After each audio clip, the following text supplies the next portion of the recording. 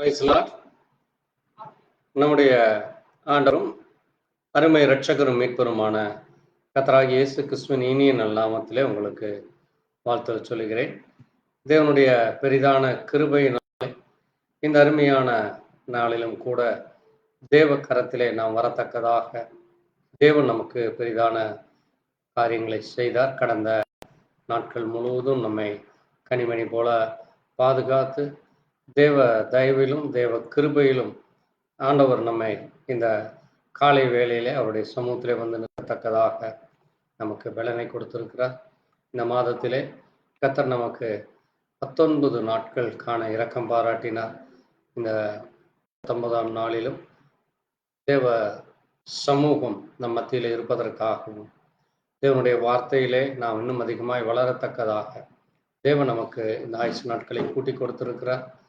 கர்த்தர் தாமே இந்த வேளையிலும் அவருடைய பிரசன்னம், அவருடைய அன்பு, ஆசீர்வாதம் அவருடைய பிள்ளைகளாகிய நம் மத்தியிலே தொடர்ந்து அந்த ஐக்கியத்திலே வளரத்தக்கதாக அவரை ஒரு விஷயம் கூட நன்றி கலந்த இருதயத்தோடு நாம் அவரை கனப்படுத்தி மகிமைப்படுத்தி தேவன் இன்னும் அதிகமாய் நம்மை பலப்படுத்தவும் ஒருவருவாய் பெரிய அதிசயங்களை செய்கிறவரும் நேற்றும் இன்றும் என்றும் மாறாத நம்முடைய கர்த்தர் அவர் வாக்கு மாறாதவராய் இருக்கிறார். அவர் வல்லமையுள்ள தேவனாய் அதிசயங்களையும் அற்புதங்களையும் செய்கிற அவருக்கு நன்றி சொல்லி இந்த நல்ல நேரத்திலே அவருடைய கிருபை இரக்கம் தொடர்ந்து நமக்கு அவர் கொடுத்து கொண்டிருப்பதற்காக நாம் கனப்படுத்தி ஒரு நிமிஷம் நாம் கர்த்தரை மகிமைப்படுத்தி ஸ்தோத்தரிப்போம்.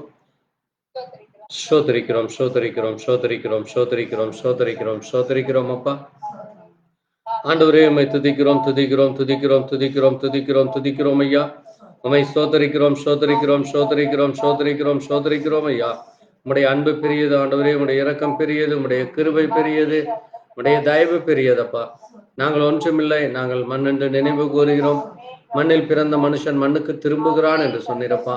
ஆண்டவரே, மண்ணான மனிதராகிய ஆண்டவரே, எங்களை நீர் இந்த பூமியில உண்டாக்கி உருவாக்கி உம்மை அறிகிற அறிவி, உமக்கு பயப்படுகிற பயத்தை, உமக்கு பிரியமாய் வாழத்தக்கதாக பலனையும் கொடுத்திருக்கிறீரப்பா. ஆண்டவரே, நீர் எங்களை புது சிருஷ்டியாய் மாற்றி இருக்கிறீரப்பா. உம்முடைய கிருபையிலும் இரக்கத்திலும் தயவிலும் எங்களை அனுதினமும் வழிநடத்தி கொண்டிருக்கிறீரப்பா.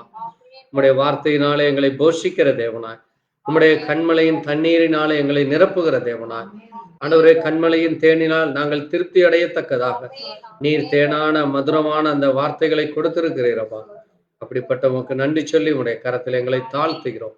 பரிசுத்த அலங்காரத்தோட கர்த்தரை தொழுது கொள்ளுங்கள் என்று சொன்ன வார்த்தையை நினைவு கூறும்.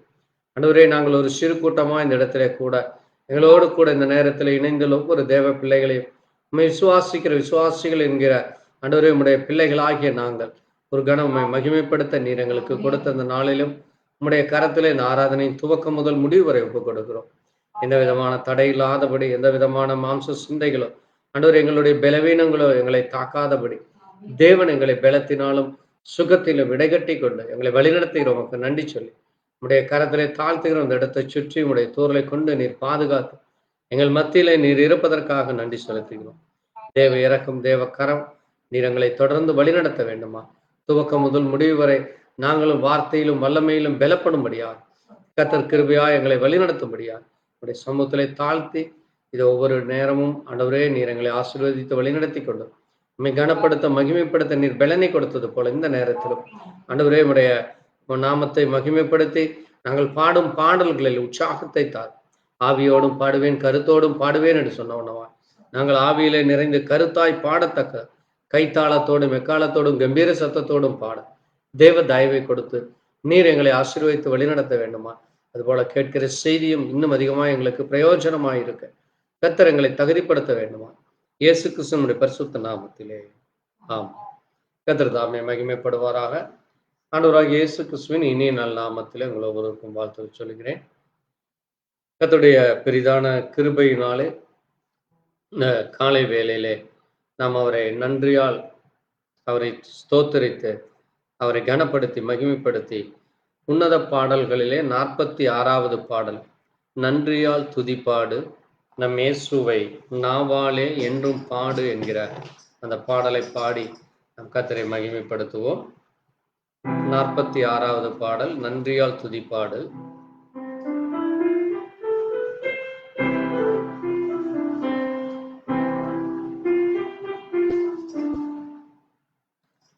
நன்றியால் துதி பாடு நம்மேசுவை நவாலே என்னும் பாடு.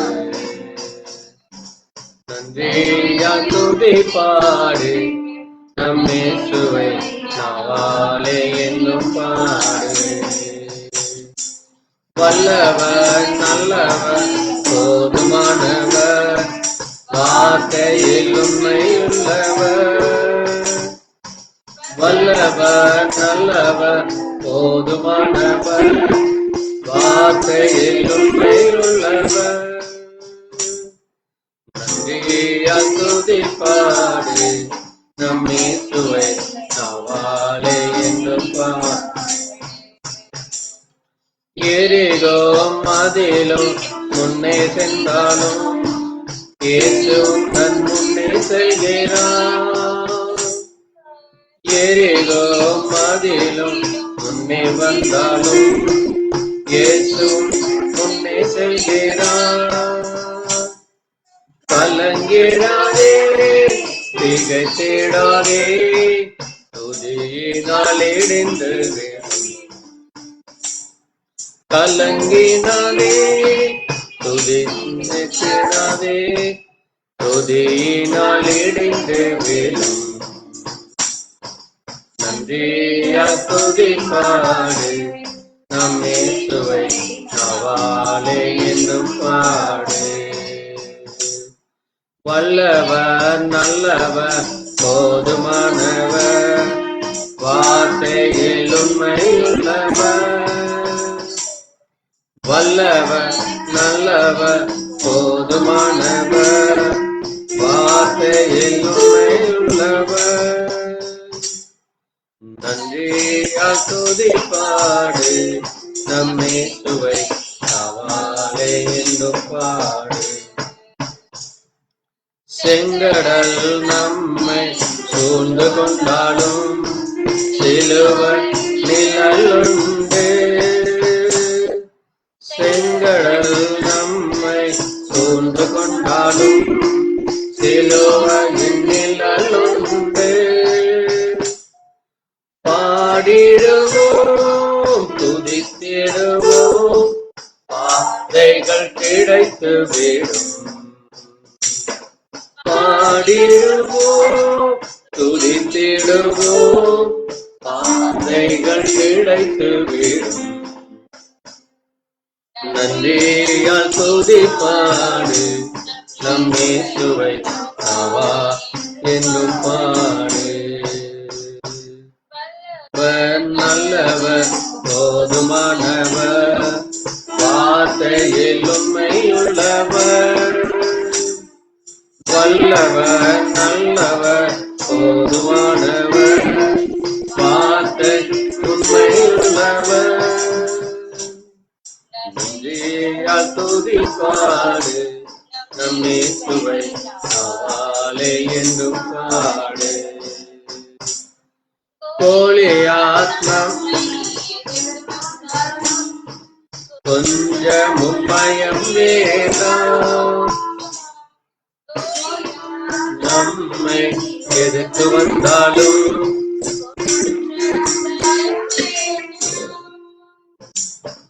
இயேசு என்னும் நாமமுண்டே இன்றே இயேசு என்னும் நாமமுண்டே இன்றே ஜெயித்திடுவோம். நன்றியால் துதி பாடு நம்மேசுவை நவாலே என்னும் பாடு. வல்லவர் நல்லவர் போதுமானவர் வார்த்தையில் உண்மையுள்ளவர். நல்லவர் போதுமானவர் வார்த்தையில் உண்மையுள்ளவர். பாடு என்னும் பாடு.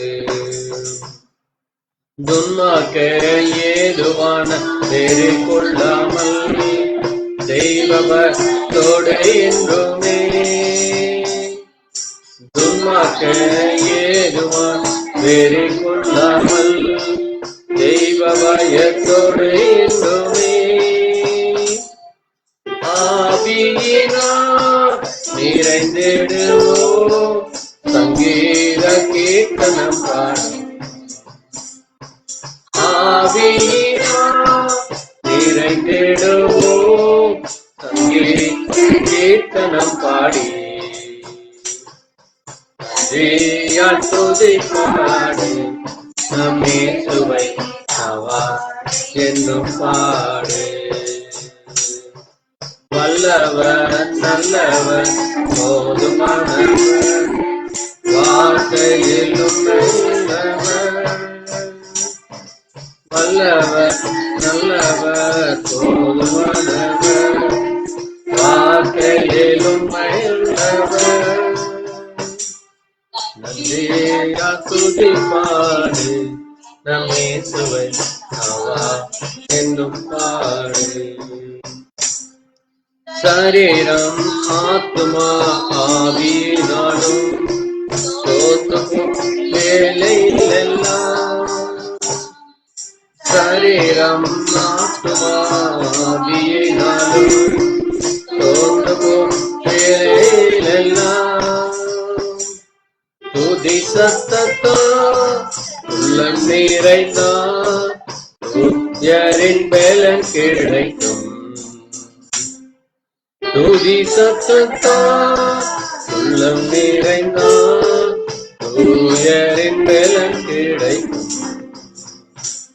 நன்றியால் துதி பாடு நம் இயேசுவை அவா என்னும் பாடு.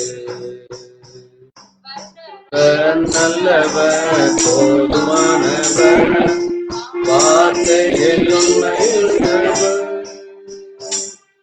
வல்லவர் போதுமானவர் எல்லும் நல்லவர். நன்றியால் துதி பாடு நம் இயேசுவை அவா என்னும் பாடு. அல்லேலூயா. ஆமென். நம்முடைய தேவன் அவர் எத்தனை பெரிதான இடரல்கள் கவலைகள் கலக்கங்கள் ஏற்பட்டாலும் அவரை நாம் ஒவ்வொரு நாளும் துதிக்கும் பொழுது துதியினாலே நம்முடைய உள்ளம் நிறையும் பொழுது தேவன் நமக்கு பலனை கொடுக்கிறார். இயேசு கிறிஸ்து என்னும் நாமத்திலே நமக்கு அவர் ஜெயத்தையும் கொடுக்கிறார். அப்படிப்பட்ட தேவன் நம்மோடு கூட என்றைக்கும் இருப்பாரா. அவரை நாம் மறவாதபடி ஒவ்வொரு நாளும் நினைத்து அவரை கனப்படுத்தும்படியாக ஒரு பாடலை பாடுவோம். உன்னத பாடல்களிலே 40வது பாடல், என்னை மறவா இயேசு நாதா குந்தன் தயவால் என்னை நடத்தும் என்கிற பாடல்.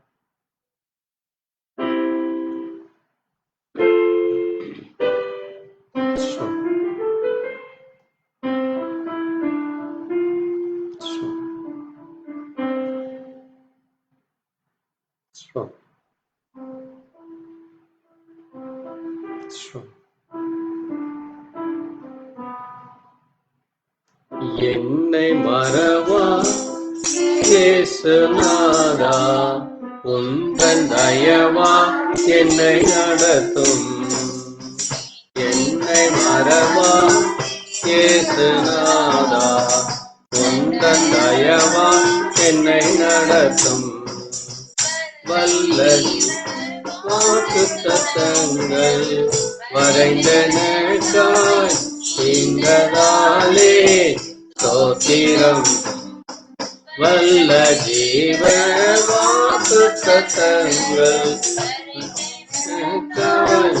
இங்கதாலே ஸ்தோத்திரம். ஆபத்திலே அரும் துணையே பாதைக்கு நல்ல தீபமையே. அரும் துணையே பாதைக்கு நல்ல தீபமையே. என்னை மறவா இயேசு நாதா உந்தன் தயவால் என்னை நடத்தும்.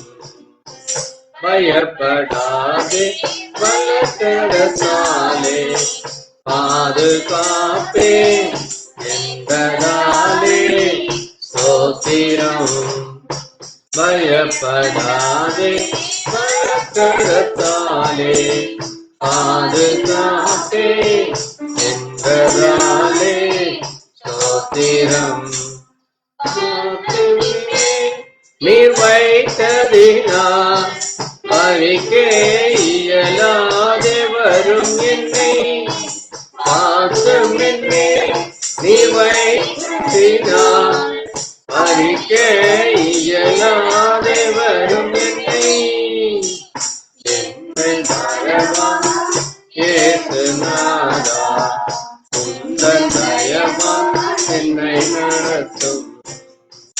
தாய்க்கண் சேயை மறவேன் உன்னை என்றதாலே ஸ்தோத்திரம். தாய்க்கண் சேயை மறந்து விட்டார் மறவேன் உன்னை என்றதாலே ஸ்தோத்திரம். வரைந்திருந்தோ உமுள்ளங்கையில் வல்லவா எந்த புகலிடமே வரைந்திருந்தோ உமுள்ளங்கையில் வல்லவா எந்த புகலிடமே என்னை மறவா ஏசுநாதா உந்தன் தயவா என்னை நடத்தும். தீர்க்கச்சோராய் கைதீரே கலங்கிடீரே என்றதாலே ஸ்தோத்திரம். தீர்க்கச்சோராய் கலங்கிடீரே என்றதாலே ஸ்தோத்திரம்.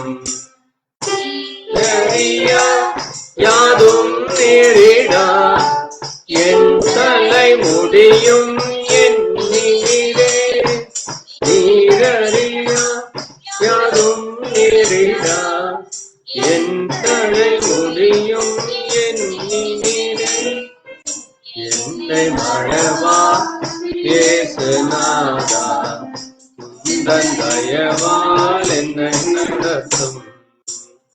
உனக்கெதிரா எழும்புமாயுதம்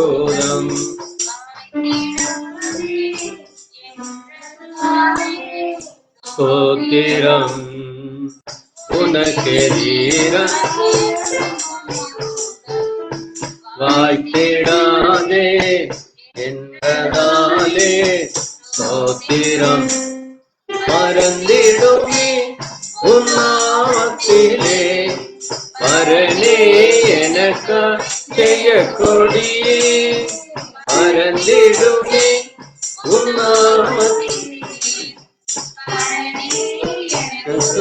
ஜெய கொடியே என்னை மறவா ஏசுநாதா உந்தன் தயம் என்னை நடத்தும்.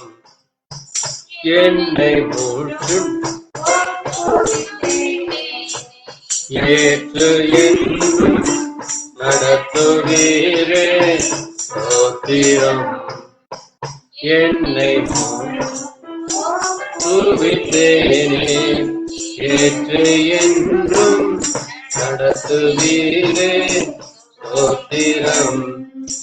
எப்படியும் வருவையிலே ஏழை என்னை எப்படியும் வருவையிலே ஏழை என்னை தேடுமே என்னை மறவா ஏசுநாதா உந்தன் தயவா என்னை நடத்தும். அல்லேலூயா. ஆமென். நம்முடைய தேவ தயவினாலே நாம் ஒவ்வொரு நாளும் அவருடைய வாக்குத்தத்தங்களை நினைத்து அவர் நமக்காக செய்த ஒவ்வொரு காரியங்களை அவருடைய பெரிதான கிருபையினாலே இரக்கத்தினாலே அவருடைய கரத்திலே நம்மை அவர் வரைந்திருக்கிறார் என்று அவரே நமக்கு புகலிடமும் தஞ்சமுமாய் இருக்கிறார்.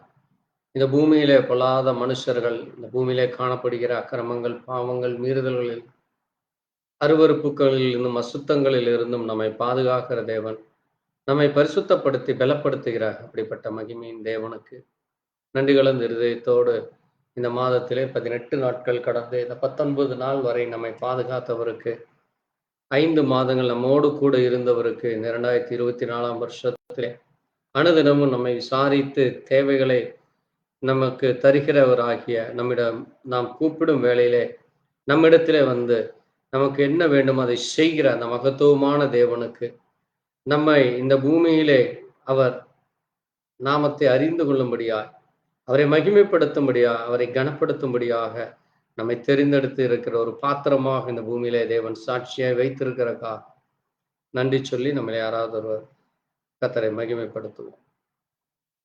ஸ்தோத்திரம் ஆண்டவரே. ஸ்தோத்திரிக்கிறோம். ஸ்தோத்திரம் ஆண்டவரே. ஆமென் ஐயா. நன்றி ஐயா. நன்றி ஐயா.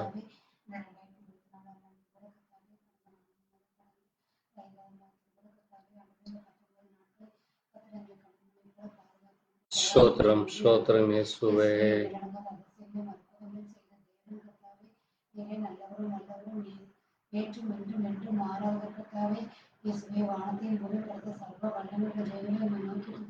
நன்றி ஐயா. நன்றி அப்பா. ஆமென். ஆமென்.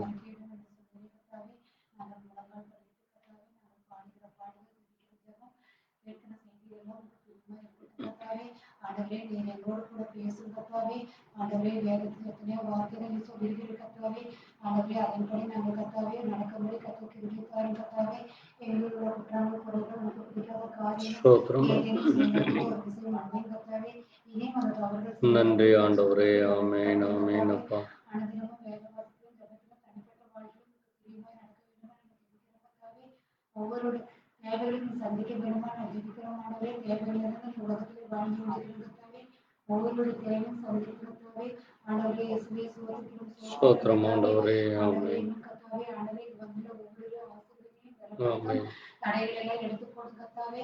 ஆண்டவரே ஒவ்வொரு வாரமும் கர்த்தாவே ஆராதனையிலே நாங்கள் தொடர்ந்து கர்த்தாவே ஸ்தோத்திரம். கடந்து ஸ்தோத்திரம் அப்பா. ஆமென். ஆசீர்வாதத்தை ஆமென். ஜெபிக்கிறோம் கர்த்தாவே. நன்றி ஐயா. நன்றி அப்பா. ஆமென்.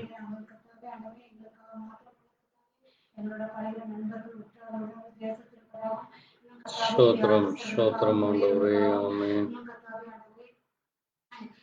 யாரெல்லாம் ஜெபிக்க சொல்கிறார்களோ அவர்களுக்காக நாங்கள் ஜெபிக்கிறோம் ஆமென். ஆமென். ரட்சாவே நன்றி அப்பா. ஆண்டவரே ஸ்தோத்திரம் ஐயா. ஸ்தோத்திரம். ஸ்தோத்திரம் அப்பா. ஆமென். ஆமென். ஸ்தோத்திரம். ஸ்தோத்திரம் ஐயா. நன்றி. நன்றி அப்பா. ஆமென். நன்றி ராஜா. நன்றி ஐயா. நன்றி. நன்றி. நன்றி அப்பா. ஸ்தோத்திரம் ஐயா. ஆமென். ஒவ்வொரு பிள்ளைகளும் கர்த்தாவே ஆண்டவரே நன்றி அப்பா. இயேசுவே. ஸ்தோத்திரம். ஸ்தோத்திரம். நன்றி அப்பா. ஆமென்.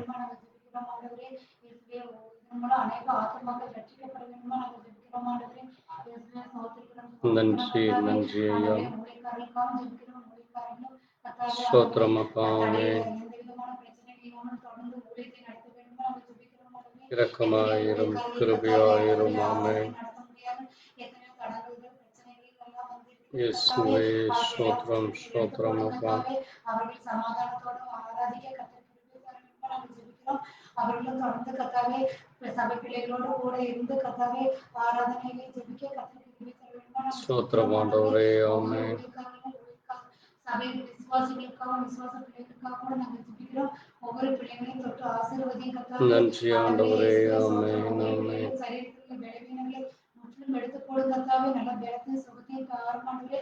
எத்தனையோ பேர் கர்த்தாவே வியாதியினால் கர்த்தாவே கர்த்தாவே எத்தனையோ பேர் பண செலவுகளை விற்க முடியாமல் கூட இருப்பார்கள் கர்த்தாவே. ஆண்டவரே யார் எங்களுக்கு உதவி செய்வார்கள் என்று எத்தனையோ பேர் இருப்பார்கள் இயேசுவே. கர்த்தாவே. அவர்களுக்காகவும் இரக்கமாயிரும். நாங்கள் ஜெபிக்கிறோம். எத்தனையோ பேர் பஞ்சம் ஆமென். ஆமென். இயேசுவே. ஸ்தோத்திரம். ஸ்தோத்திரம். வேண்டிய உதவிகளை செய்ய வேண்டும் நாங்கள் ஜெபிக்கிறோம் கர்த்தாவே. ஆண்டவரே நீ ஒவ்வொரு பிள்ளைகளையும் தொட்டு நன்றி ஆசீர்வதி அப்பா. கர்த்தாவே. ஆமென். ஆமென். உள்ளங்கள் ஒவ்வொரு பிள்ளைகளையும் தொட்டு ஆசீர்வதி கர்த்தாவே. அவர்களுக்கு வேண்டிய உதவிகளை செய்ய வேண்டுமா நாங்கள் ஜெபிக்கிறோம் ஆண்டவரே. ஸ்தோத்திரம் ஸ்தோத்திரம் அப்பா.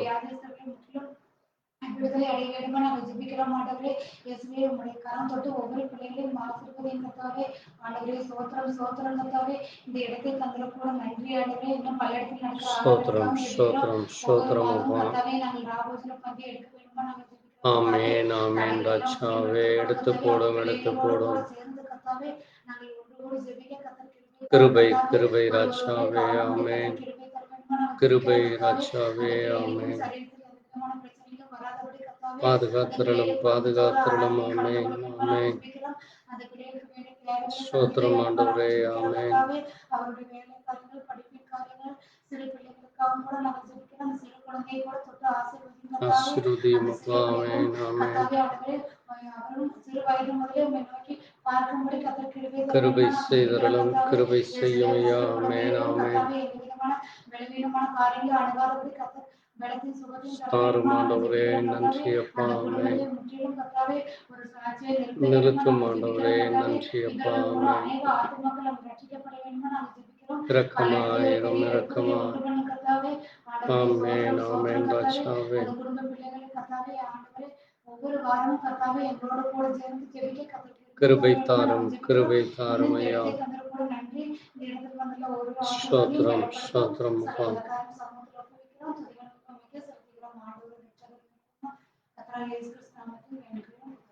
ஆமென். தேவன் நம் ஜெபத்தை கேட்டதற்காய் ஸ்தோத்திரிப்போம். ஸ்தோத்திரம் ஸ்தோத்திரம் அப்பா. இந்த ஆண்டவரே ஆராதனைகளுக்காய், விசுவாச பிள்ளைகளுக்காய், ஊழியங்களுக்காய், ஊழியர்களுக்காய், அனுதின காரியங்களுக்காக கர்த்தர் எங்களை மட்டுமாய் நீர் பலப்படுத்திருக்காய்.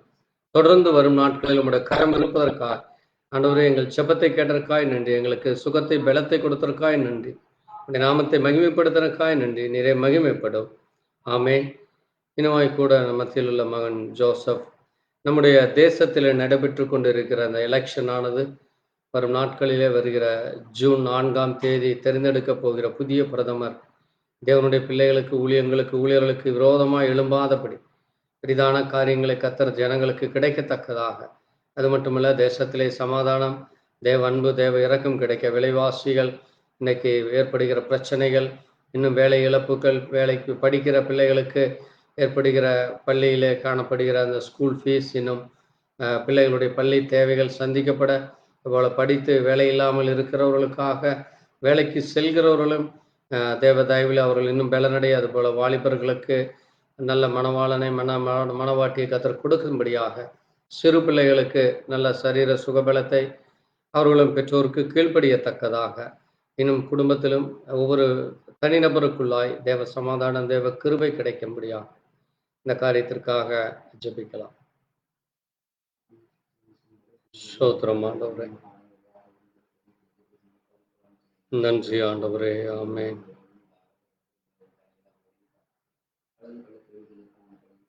நன்றி அப்பா. ஆமென் ஐயா.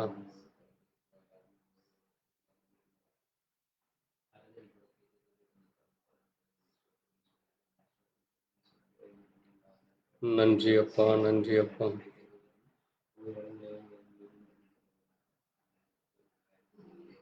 நன்றி அப்பா. ஆமென்.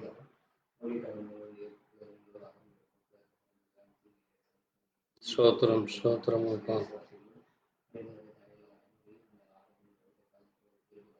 ஆமாண்டவரே, நன்றி அப்பா.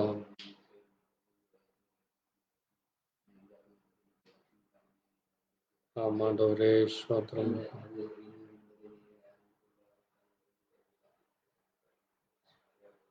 ஸ்தோத்திரம் அப்பா.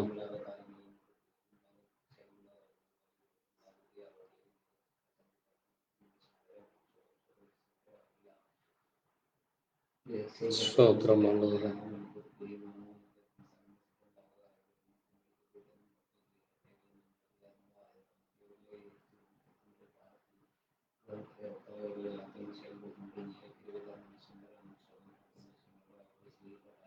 ஸ்தோத்திரம் ஆண்டவரே.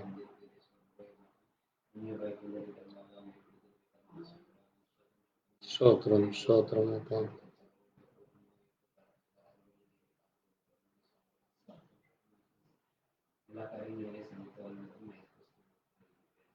ஆமென். தேவனும் ஜெபத்தை கேட்டதற்காய் ஸ்தோத்திரிப்போம். ஸ்தோத்திரம் அப்பா. ஸ்தோத்திரிக்கிறோம். தேசத்திலே காணப்படுகிற எல்லா குழப்பங்கள், போராட்டங்களை எடுத்து சமாதானத்திலும் தேவ அன்பிலும் தேவ தயவிலும் கத்தரும் வழி நடத்த போற காய்ச்சோ ஆளுகிற அதிகாரிகளுக்கு ராஜாக்களை ஏற்படுத்தி ராஜாக்களை தள்ளுகிற தேவனாயிரு.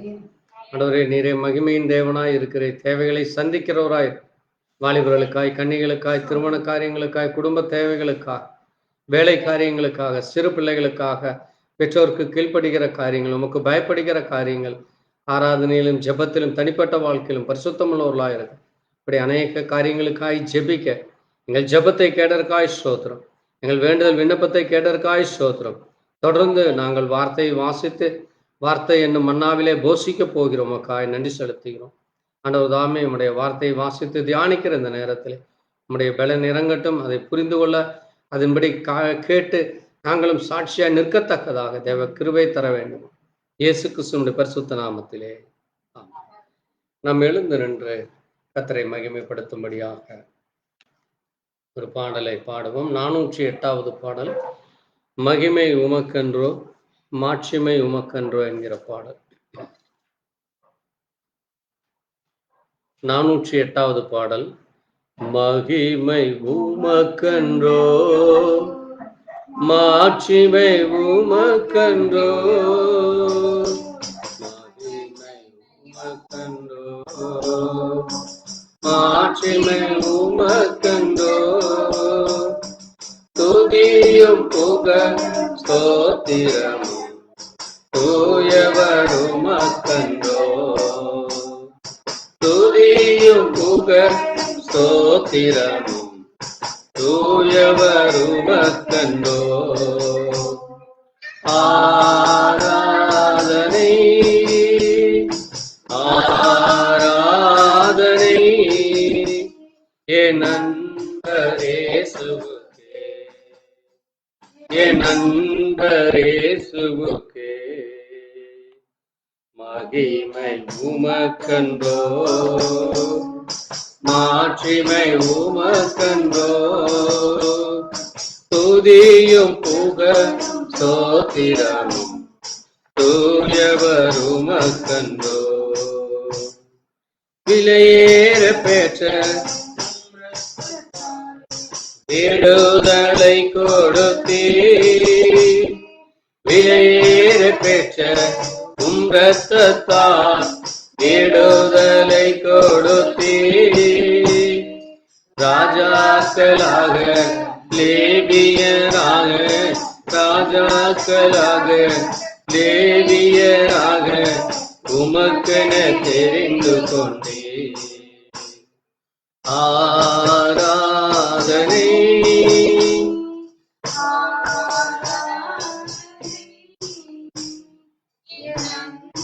இயேசுவுக்கே, என் நண்பர் இயேசுவுக்கே, மகிமை உமக்கென்றோ மாட்சிமை உமக்கென்றோ, துதியும் புகழ் ஸ்தோத்திரமும் தூயவர் உமக்கென்றோ, வழிகாட்டும் தீபம் துணையாளரே தேற்றும் தெய்வமே, வழிகாட்டும் தெய்வம் துணையாளரே தேற்றும் தெய்வமே, அன்பால் பெலத்தா அனல் மூட்டும் ஐயா, அன்பால் பெலத்தா அனல் மூட்டும் ஐயா, அபிஷேக நாதரே, ஆராதனை ஆராதனை என் நண்பர் இயேசுவுக்கே, என் நண்பர் இயேசுவுக்கே, மகிமை உமக்கென்றோ மாட்சிமை உமக்கென்றோ, துதியும் புகழ் ஸ்தோத்திரமும் தூயவர் உமக்கென்றோ, எப்போதும் இருக்கின் இனிமேலும் வருகின் எங்கள் ராஜாவே, எப்போதும் இருக்கின் இனிமேலும் வருகின் எங்கள் எங்கள் ராஜாவே,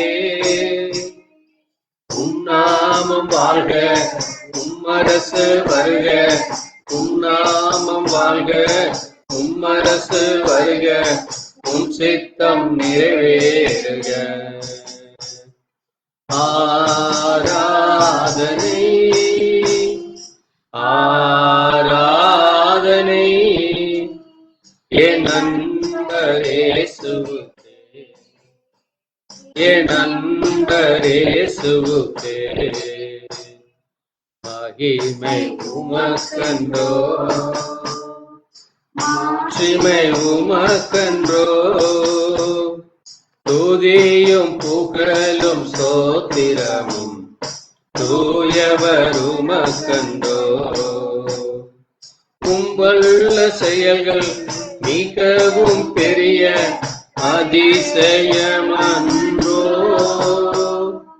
உம்வல்ல செயல்கள் பெரிய அதிசயமன்றோ. உம் தூய வழிகள் நேர்மையான சத்திய தீபமன்றோ, உம் வழிகள் நேர்மையான சத்திய தீபமன்றோ. ஆராதனை ஆராதனை என் நண்பர் இயேசுவுக்கே, என் நண்பர் இயேசுவுக்கே. மகிமை உமக்கன்றோ, மாட்சிமை உமக்கன்றோ, துதியும் புகழும் ஸ்தோத்திரமும் தூயவர் உமக்கன்றோ, துதியும் புகழும் ஸ்தோத்திரமும் தூயவர் உமக்கன்றோ.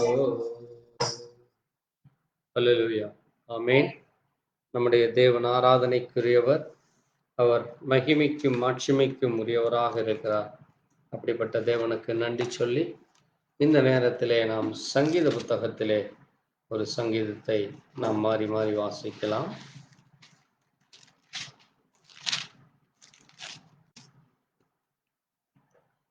எழுபத்தி ஐந்தாம் சங்கீத புத்தகம் 75.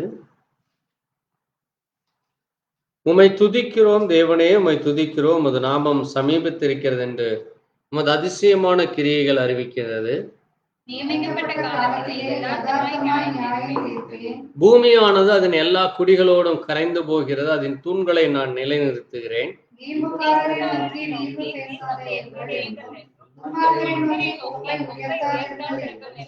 உங்கள் கொம்பை உயரமாய் உயர்த்தாதிருங்கள், இருமாப்புள்ள கழுத்துடையவர்களாய் பேசாதிருங்கள்.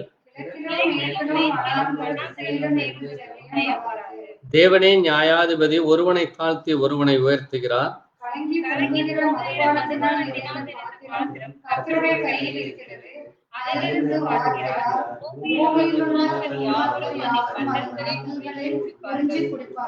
நானோ என்னென்றைக்கும் இதை அறிவித்து யாக்கோபின் தேவனை கீர்த்தனம் பண்ணுவேன். துன்மார்க்குடைய கொம்புகளை எல்லாம் வெட்டி போட்டு நீதிமானுடைய கொம்புகளோ உயர்த்தப்படும். ஆமென். வாசித்த வார்த்தைகளை கர்த்தர் தாமே ஆசீர்வதிப்பாராக. இன்றைக்கும் நாம் கடந்த நாட்களிலே தியானித்துக் கொண்டு தானியேலின் தீர்க்க தரிசன புஸ்தகத்திலே கடைசி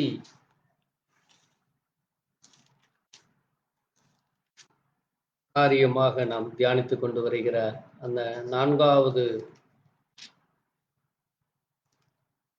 காரியமாக இன்றைக்கும் அதனுடைய தொடர்ச்சியை 7ஆம் அதிகாரத்திலே நாம் வாசிக்கலாம். அந்த 4வது மிருகம் அது என்ன காரியத்தை செய்தது, அது எப்படிப்பட்டதாக இருந்தது, அது என்ன என்று நாம் வாசிக்கலாம். தானியேல் 7ஆம் அதிகாரம் 3ஆம் வசனத்திலிருந்து 3 வரை நாம் வாசிக்கலாம். அப்பொழுது வெவ்வேறு ரூபமுள்ள 4 பெரிய மிருகங்கள் சமுத்திரத்திலிருந்து எழும்பின.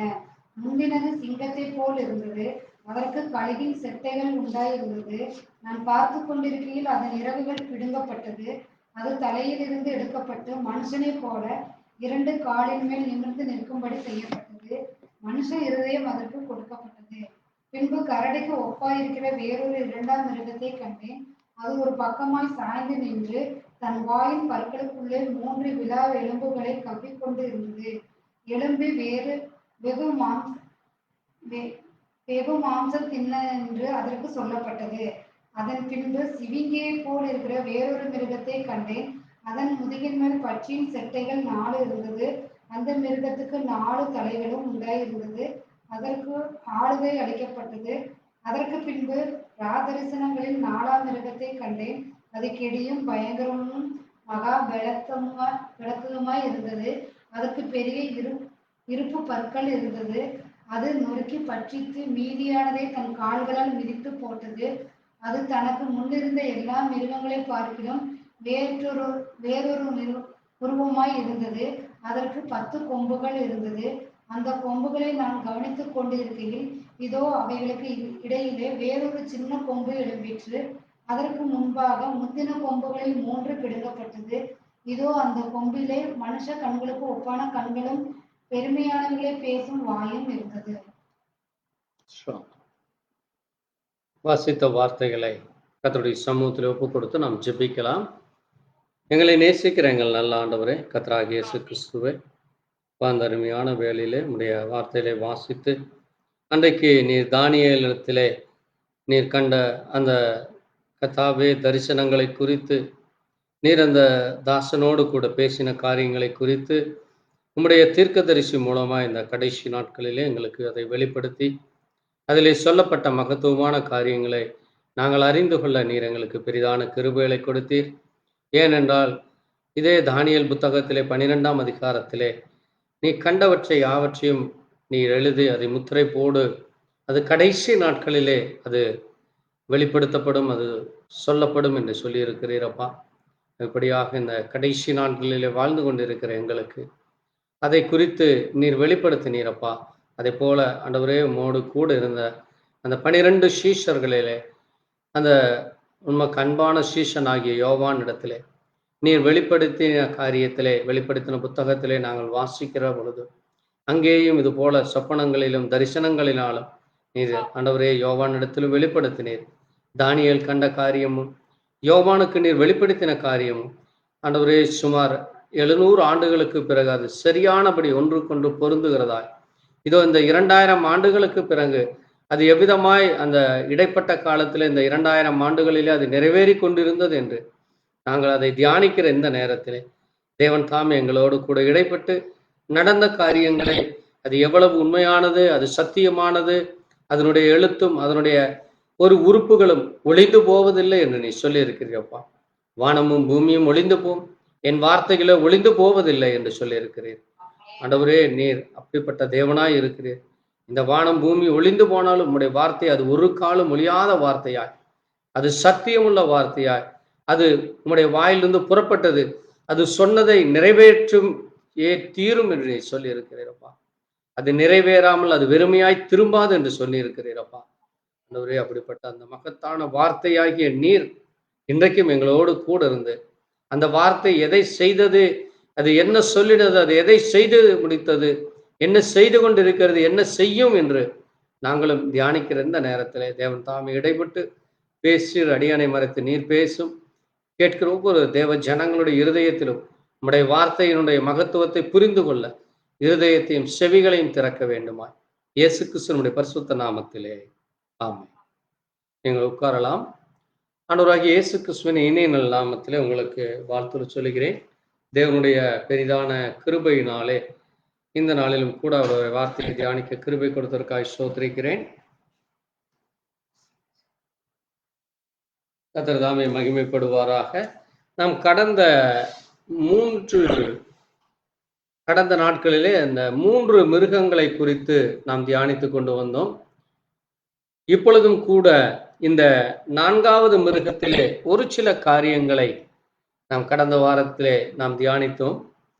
அதனுடைய தொடர்ச்சியாக நாம் மறுபடியுமாக இந்த 7ஆம் வசன 8ஆம் வசனத்தை வாசித்து நாம் இந்த 4ஆம் மிருகத்தை குறித்து இன்னும் தெளிவான காரியங்களை அறிந்து கொள்ள கர்த்தர் கிருபை செய்வாராக. நாம் இந்த வசனத்தை வாசிக்கலாம். அதற்கு பின்பு தரிசனங்களில் 4ஆம் மிருகத்தை கண்டேன். அது ஸ்தோத்திரம். கெடியும் பயங்கரமும் மகா பலத்ததுமாய் இருந்தது. அதற்கு பெரிய இரும்பு கற்கள் இருந்தது. அதன் நொறுங்கி பட்சித்து மீதியானதை தன் கால்களால் மிதித்து போட்டது. அது தனக்கு முன்னிருந்த எல்லா மிருகங்களை பார்க்கிலும் வேற்றுருவமாய் இருந்தது. அதற்கு 10 கொம்புகள் இருந்தது. அந்த கொம்புகளை நான் கவனித்திருக்கையில், இதோ அவைகளுக்கு இடையிலே வேறொரு சின்ன கொம்பு எழும்பிற்று. அதற்கு முன்பாக ஸ்தோத்திரம். முந்தின கொம்பு வாசிக்கலாம். அதற்கு முன்பாக முந்தின கொம்புகளில் 3 பிடுங்கப்பட்டது. இதோ அந்த கொம்பிலே மனுஷ கண்களுக்கு ஒப்பான கண்களும் பெருமையானவைகளை பேசும் வாயும் இருந்தது. நன்றி. ஆமென். கர்த்தர் தாமே வாசித்த வார்த்தைகளை நாம் அதனுடைய மகத்துவங்களை அறிந்து கொள்ள கிருபை செய்வாராக. ஆமென். அவரே வார்த்தையாக இருக்கிறார். அவரே ஜீவிக்கிற வார்த்தையாக, ஜீவனுள்ள தேவனாக இருக்கிறார். ஏனென்றால் ஒரு மனிதனுக்கு அங்கே உறக்கத்திலே எல்லா மனிதனும் சொப்பனங்களையும் தரிசனங்களையும் காண்பார்கள். ஆனால் அது பிறகு அடுத்த நாளோ அல்லது சிறிது நாட்களிலோ அது நிறைவேறும் அல்லது நிறைவேறாமல் போகலாம்.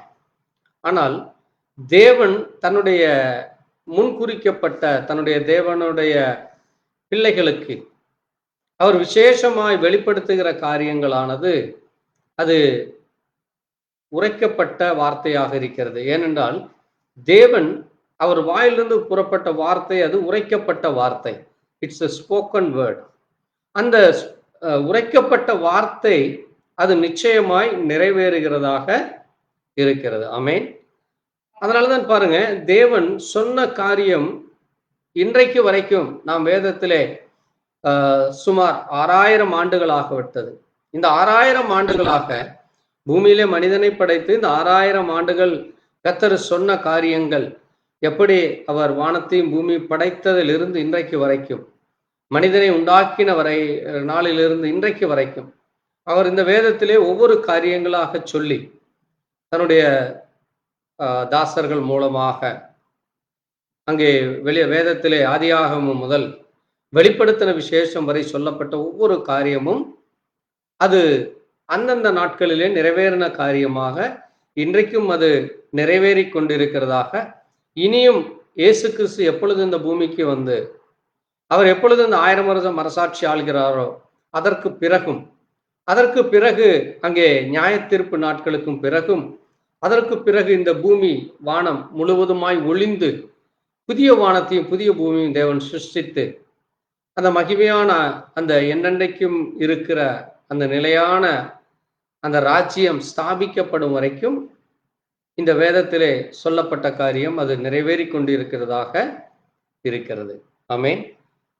இதுதான் தேவனுடைய பிள்ளைகளுக்கும் இந்த உலகத்திலே மற்ற மனிதர்களால் எழுதப்பட்டு அல்லது மற்றவர்கள் சொல்லி அங்கே எழுதப்பட்டிருக்கிற புத்தகங்களில் இருக்கிறதற்கும் உள்ள வேறுபாடுகள்.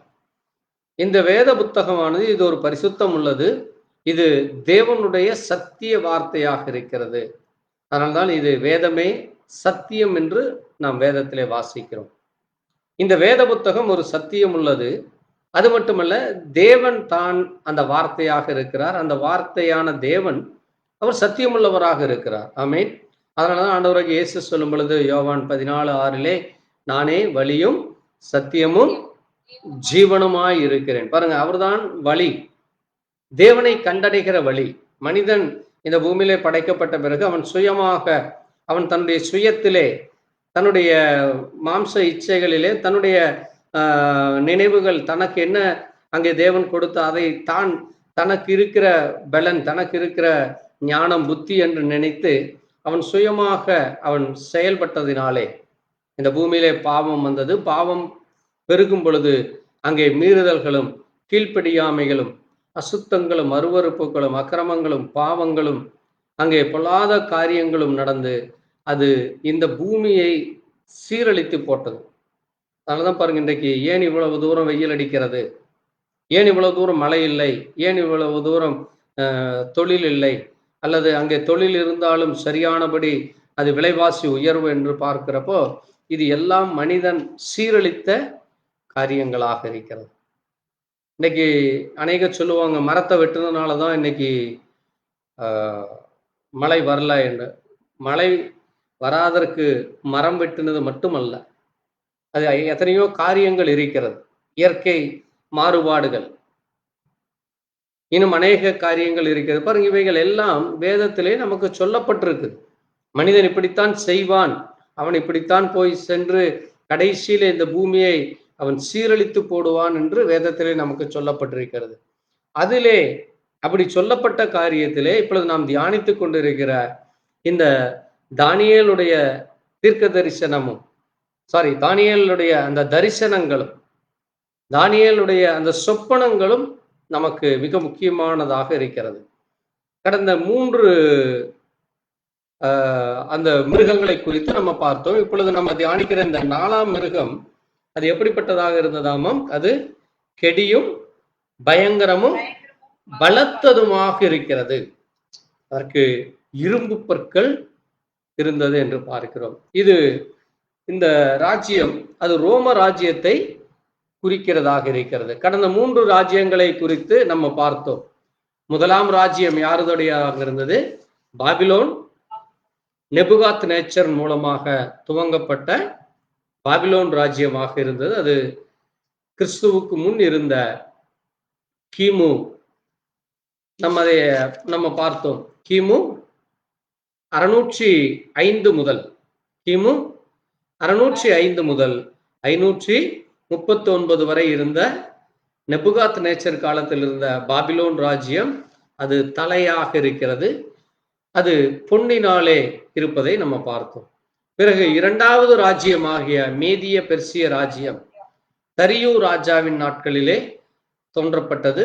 அது 539 கிமு 539 கிமு 332 வரை இருந்தது.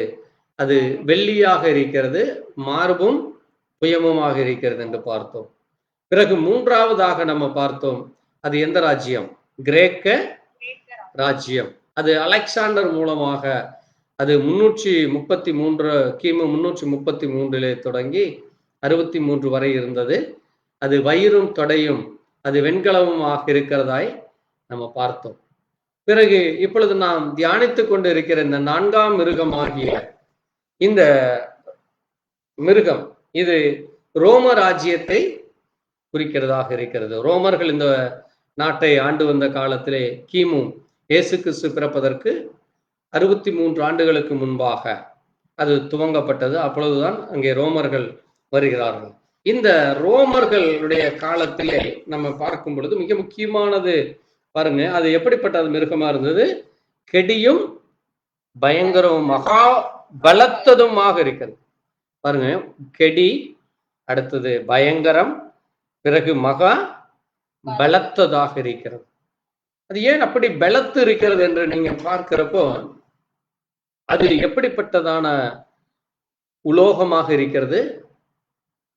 பொன்னொரு உலோகம், உங்களுக்கு தெரியும், பொன்னொரு உலோகம், வெள்ளியும் ஒரு உலோகம். அதே போல இந்த இரும்பு மற்ற எல்லாவற்றை விட, நீங்க தங்கம் பார்த்தீங்கன்னா சீக்கிரம் என்ன ஆயிரும்? உருகிவிடும். உலோகத்திலேயே தங்கம் சீக்கிரம் உருகிவிடும். அடுத்தது நீங்க இந்த 2வதாக பார்த்த அந்த வெள்ளி அதை விட சீக்கிரமாக உருகிவிடும். இன்னும் சீக்கிரம் உருகுகிறது என்னது? வெண்கலம். இந்த 3ம் அங்கே தீயில இடும் பொழுது சீக்கிரம் உருகி விடுகிறது. ஆனால் இந்த இரும்பு உருகும், ஆனால் கொஞ்சம் டைம் எடுக்கும். உருகி போகிவிடும், ஆனால் என்ன எடுக்கும்?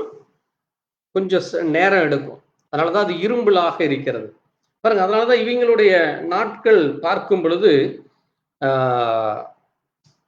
இயேசு கிறிஸ்து பிறப்பதற்கு 63 ஆண்டுகளுக்கு முன்பாக துவங்கப்பட்ட ரோம சாம்ராஜ்யம் அது 476 இயேசு கிறிஸ்து மரித்த பிறகும் சுமார் 467 ஆண்டுகள்.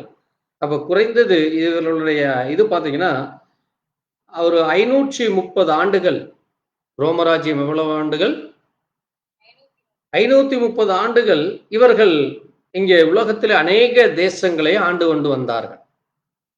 அதற்கு பிறகுதான் இன்றைக்கு நீங்க நம்ம சொல்றோம்ல, போர்ச்சுகீசியர்கள், பிறகு பிரிட்டிஷ்காரர்கள், அதற்கு முன்பாக பிரெஞ்சு படைகள், அதே மாதிரி ஜெர்மனை சேர்ந்த நாசி, அதே மாதிரி ஹிட்லர், இப்படி ஒவ்வொரு தேசத்திலும் இருந்து எழும்பி வர்றாங்க. அந்த எழும்பி வர்றதைத்தான் நம்ம இன்னைக்கு தியானிக்க போகிறோம். அதற்கு முன்பாக இருக்கிற இந்த ரோம ராஜ்யத்திலே நடந்த மிக முக்கியமான காரியங்களிலே கடந்த வாரம் நம்ம பார்த்தோம். அது எப்படிப்பட்டதாக இருந்தது? இந்த மிருகம் என்பது, அந்த மிருகத்துக்குள்ளாக இருக்கிற அந்த 3 அதிகாரங்கள், பவர் நம்ம பார்த்தோம். என்னென்ன power? Political power, religious power and demonic power. அந்த 3ம் அந்த அதிகாரத்தை கொண்டு அவர்கள் செய்கிறார்கள்.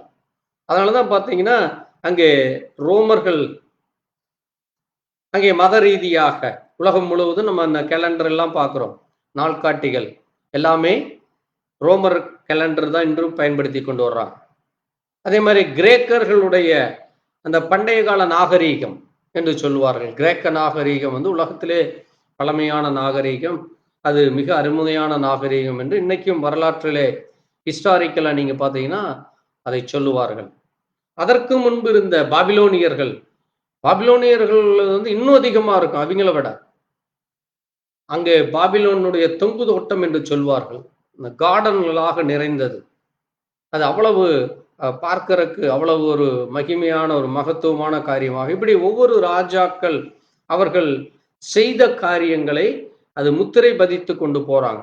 இன்னைக்கு நம்ம பார்க்கிறோம், ஒரு பிரதமரோ அல்லது ஒரு முதலமைச்சரோ தாங்கள் அரசாளும் பொழுது, அவர்களுடைய ஆட்சி நடக்கும் பொழுது அங்கங்க அந்த வளையங்களை வைத்து கொண்டு அல்லது ரோட்ல அங்க போர்டு வச்சுட்டு இது இவர்களால் திறக்கப்பட்டது, இது இவர்களால் உருவாக்கப்பட்டதுன்னு சொல்லி அந்த போர்டு வச்சு பேனர் வச்சுட்டு போவாங்க. அது அவர்களுடைய ஆட்சி காலத்திலே அது அவர்கள் வைத்து போகிற ஒரு அடையாளமாக இருக்கிறது. அது அந்த பகுதிக்கு மட்டும்தான் இருக்கும். ஆனால் இந்த ராஜாக்கள், இந்த 4 ராஜ்யங்கள், அதனாலதான் அந்த 4 ராஜ்யங்கள் அது வல்லமையான ராஜ்யமாக இருக்கிறது. இப்ப நீங்க பிரிட்டிஷ் ஆண்டார்கள் என்று பார்க்கிறோம். பிரிட்டிஷ் வந்து ஒரு குறிப்பிட்ட பகுதியை தான் ஆண்டாங்க. இந்தியா அது மாதிரி ஒரு சில நாடுகள்ல தான் பிரிட்டிஷ் ஆதிக்கம் இருந்தது. ஆனால் இந்த ரோம ராஜ்யமும் பாபிலோன் ராஜ்யமும் கிரேக்க ராஜ்யமும் அங்கே உலகத்திலே 3/4 பகுதி மேலாக இருந்தது. அதனாலதான் அது பலத்த ராஜ்யம் என்று நம்ம சொல்லுகிறோம். அந்த ராஜ்யம் உருவாவதற்கு முன்பாகவே தேவன் என்ன செய்தார்? தானியேல் மூலமாக வெளிப்படுத்தினார். ஆமென். ஏன் அதை நம்ம சொல்ல வரோம்னா, தேவன் இன்னும் 500 ஆண்டுகளோ அல்லது 5000 ஆண்டுகள் கழித்தோ என்ன நடக்கிறது என்று இன்றைக்கே அவருக்கு தெரியும். ஆமென். அது மட்டுமல்ல, அவர் சொன்னால் அது அப்படித்தான் நடக்கும். அதுல ஒரு துளி கூட மாறி போகாது. நமக்கு தெரியாது, நம்முடைய சந்ததிக்கு அடுத்த சந்ததி இருக்குமா இல்லையான்னு தெரியாது. நீங்க ஒரு நம்முடைய தாத்தா பாட்டி காலத்துல கூட பிறந்த நண்பர்களோ அல்லது அங்க அவர்களோடு இருந்த அந்த ஏரியாக்காரங்களே இன்னைக்கு இருப்பாங்களான்னு ஒருத்தர் இருக்க மாட்டாங்க. அதே போல பாருங்க, யார் இருப்பார், யார் இந்த பூமியில அந்த சந்ததி இருக்கும், அந்த சந்ததியுடைய காலத்திலே யார் ஆண்டு கொண்டு இருப்பார்கள் என்று எல்லாவற்றையும் தேவன் அறிந்தவராக இருக்கிறார். ஆமென். இங்க இந்த ரோமர்கள் பாருங்க, மிக முக்கியமா இந்த 3 காரியத்தை ஏன் நான் உங்களுக்கு இன்னும் கிளியரா சொல்லிட்டு வர்றேன் என்றால், நம்முடைய தேவன் எவ்வளவு மகத்துவமானவர், அது மட்டுமல்ல அவர் ஆலோசனை கர்த்தர், அவர் வல்லமை உள்ளவர், அவர் சொன்னது அது நிறைவேறும் என்று நம்ம அறிந்து கொள்ள வேண்டும். பாருங்க, அவர் என்ன செய்கிறார் பாருங்க. இந்த ரோமர்களுடைய நாட்களிலே இந்த ரோமர்கள் ஆண்ட பொழுதுதான் என்னது முதலாக நம்ம வாசிக்கிறோம். வாசிங்க, லூக்கா 2ஆம் அதிகாரத்துல.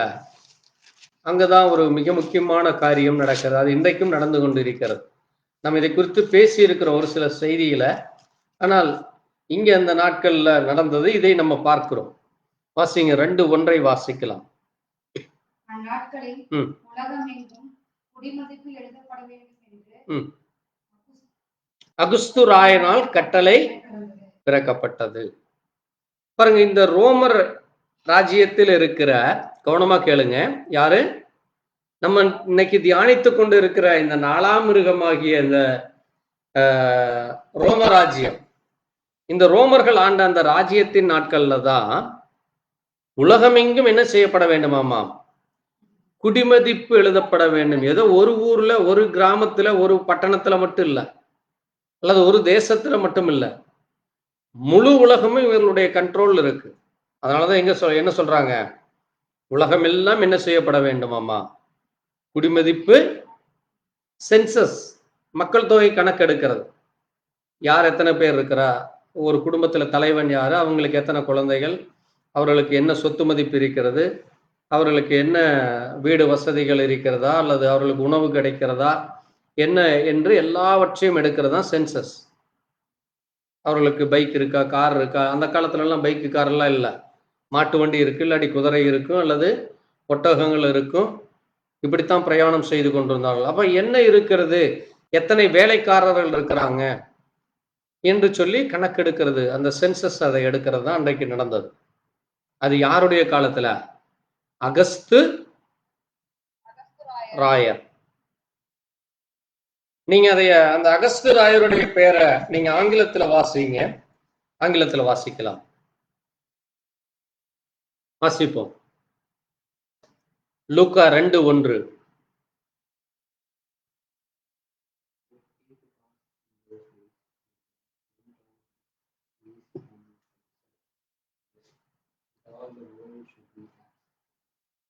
அகஸ்து, loudly voice.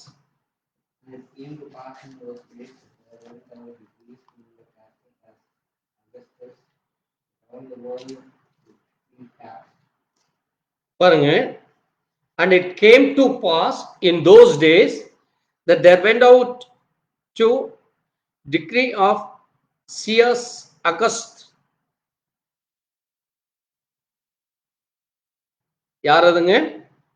அகஸ்து ராயர் என்கிற சியர்ஸ் அகஸ்டிஸ், அந்த அகஸ்தஸ் என்கிறவருடைய நாட்களிலே அது என்ன செய்யப்பட்டதாமா? கணக்கெடுக்கப்பட்டது, அந்த சென்சஸ் எடுக்கப்பட்டது என்று நம்ம அங்க பார்க்கிறோம். பாருங்க, அங்க ஏன் அது செய்யப்படுகிறது என்றால், அதற்கு கீழே நீங்க வாசித்தீங்கன்னா, இந்த கணக்கெடுக்கப்படுகிற பொழுதுதான் இயேசு கிறிஸ்து எங்க இருக்கிறாங்க, இந்த குடும்பம், இவர்கள் சீரியா தேசத்திலே இருக்கிறாங்க. அங்க கலிலேயா என்கிற அந்த நாட்டில் அவங்க இருக்கிறப்போ, அவங்க நாசரேத் என்கிற பகுதியில் இருக்கிறாங்க.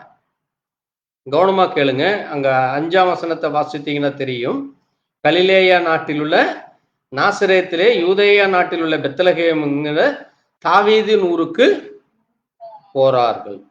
அப்ப இந்த ஒரு இடத்திலிருந்து இன்னொரு இடத்துக்கு, சொந்த ஊருக்கு போறாங்க. இப்போ ஒரு கால் அவங்க மெட்ராஸ்ல இருந்து இருக்கலாம், மெட்ராஸ்ல இருந்து இங்க திருப்பூர் அப்படின்னா திருப்பூருக்கு வருகிற தூரம். இந்த இடத்துல இருந்து அங்க வேலை காரியமாக அல்லது குடும்ப காரியத்திற்காக எதற்காக அங்க போய் அங்க இருந்திருப்பாங்க. இப்ப அங்கிருந்து இவங்க சொந்த ஊராகிய இந்த பெத்லகேமுக்கு வர்றாங்க. ஏன் அங்க திரும்ப வர்றாங்க என்றால், ஏன் இந்த சென்சஸ் எடுக்கப்படுதுன்னா, ஏசாயா தீர்க்கதரிசி சொல்றாரு. என்ன சொல்றாரு? ஏசாயா 9ஆம் அதிகாரம் 6ஆம் வசனத்துல, இயேசு கிறிஸ்து எங்கதான் பிறப்பாராமா? பெத்லகேமிலே பிறப்பார். இயேசு எங்க பிறக்க வேண்டும்? பெத்லகேம்ல பிறக்கணும். இப்ப இவங்க நாசரேத்தில் இருந்தா, அப்ப அவர் எந்த ஊர்க்காரரா இருப்பாரு? நாசரேத் தான் இன்னைக்கு உலகம் முழுசும் கொண்டாடி இருப்பாங்க. ஆனா அவர் பிறக்க வேண்டிய இடம் என்னது? உலகத்தின் மையப்பகுதியாகிய பெத்லகேமுக்கு வர வேண்டியதாக இருந்தது. அதற்கு வருவதற்கு ஒரு அரசாங்கம் வந்து, அந்த அரசாங்கத்தினுடைய கட்டளைகளுக்கு இவங்க கீழ்ப்படிஞ்சு நகர்றதுனாலதான் அது நடக்கிறது. புரியுதா உங்களுக்கு? அப்ப ஒருத்தர் வர வேண்டியதாக இருக்கிறது. அவர் வந்து அந்த சட்டத்தை போடணும். சட்டம் போடுறப்பதான் இங்க நடக்க வேண்டிய காரியங்கள் எல்லாம் நடக்கிறதாக இருக்கிறது. ஆமென்.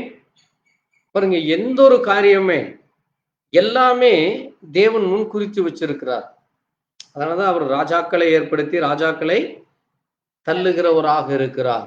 அவர் தீர்மானம் செஞ்சிருப்பார், இந்த மனிதன் இன்னான் இன்னான் இங்கே இங்கே பிறப்பான். நம்ம ஒரு காலத்துல எங்கேயோ நம்முடைய தாய் தகப்பன் இருந்திருக்கலாம், அல்லது நம்முடைய முன்னோர்கள் இருந்திருக்கலாம். நம்ம இந்த ஊர்ல பிறப்போம், இந்த ஊர்ல தான் நம்ம இங்க இருக்க வேண்டும் என்று தேவன் முன்குறித்திருந்தால், நீங்க யார் என்ன செய்தாலும் அது ஆட்டோமேட்டிக்கா அது நடக்கும். ஆமென். அது தடையே பண்ண முடியாது. ஸோ அப்போ பாருங்க, இங்க ஆண்டவர் என்ன செய்தார், அங்கே ரோமர்களை ஏற்படுத்தி ரோமர்கள் மூலமாக அங்கே இயேசு கிறிஸ்து பிறக்க வேண்டியதாக இருக்கிறது. அவர் அங்கே அந்த இடத்துக்கு போறார். அங்க போய் இருக்கிறப்பதான் இந்த அகஸ்திராயர்கள் என்று சொல்லிக்கிற இந்த இவருடைய காலத்துல தான் என்ன நடக்குது, சென்சஸுக்கும் பிறகு அங்க இருக்கிற அந்த தேவாலயத்துக்கும் இயேசு கிறிஸ்து செல்கிறார். நீங்க தொடர்ந்து நீங்க வாசித்தீங்கன்னா அந்த தேவாலயத்துல 2ஆம் அதிகாரத்துல பாருங்க, அங்க ஒரு லேடி அங்க உட்கார்ந்து ஜெபித்து கொண்டே இருக்கிறார். நீங்க வாசிங்க, அன்னாள் என்பவள், வாசிங்க.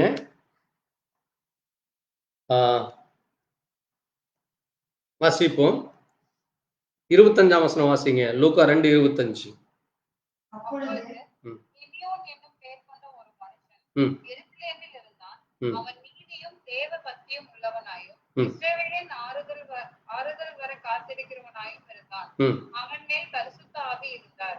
கர்த்தருடைய கிறிஸ்துவை நீ காணும் முன்னே மரணமடைய மாட்டாய் என்று பரிசுத்த ஆவியினாலே அவனுக்கு அறிவிக்கப்பட்டும் இருந்தது. அவன் ஆவியின் ஏவுதலினால் தேவாலயத்திலே வந்திருந்தான்.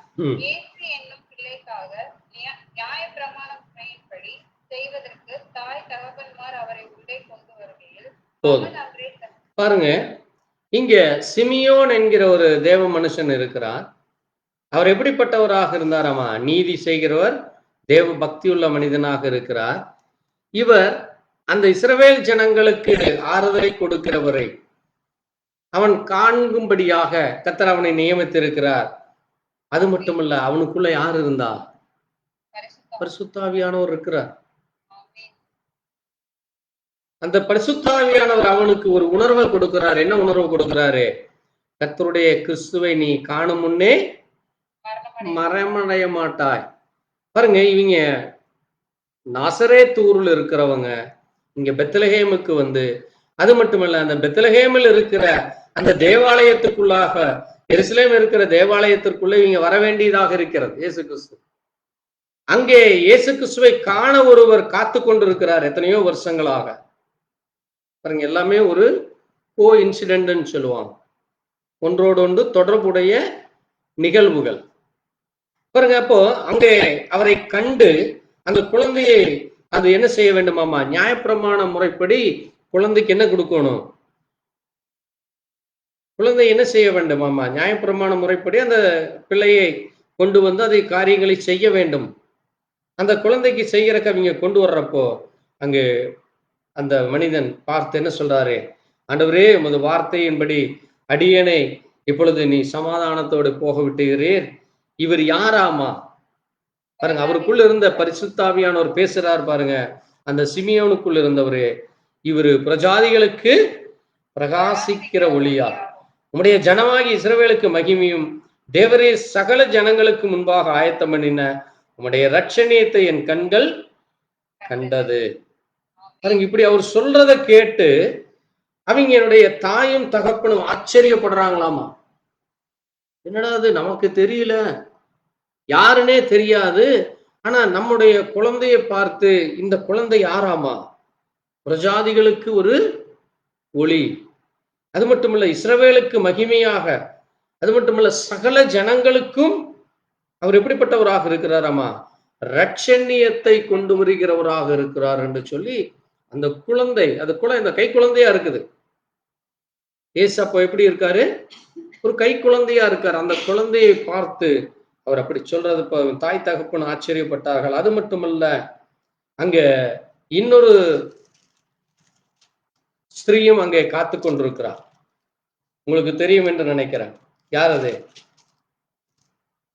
இன்னொரு ஸ்திரீ யாரு? அன்னாள். யார் அது? அன்னாலும் அங்கே காத்து கொண்டிருக்கிறார். அதையும் நீங்க வாசித்திருப்பீங்க வேதத்துல. சரி, அதெல்லாம் நம்ம எடுத்து பேசினா அது வேற ஒரு செய்தி.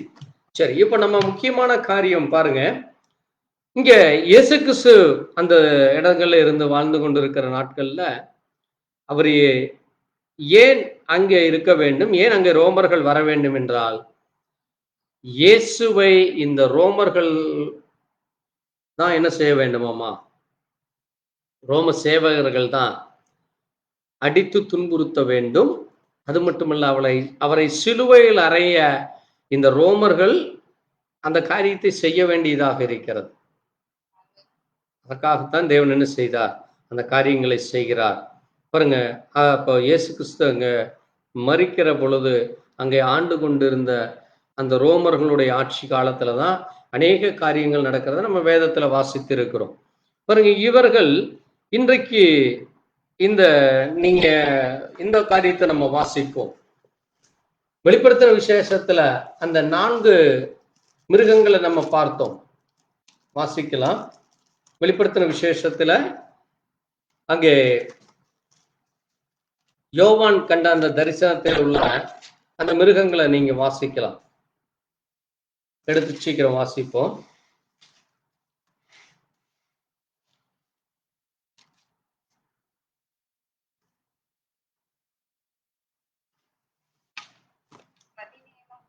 வாசிங்க, எடுத்து வாசிங்க. 17ஆம் அதிகாரம்.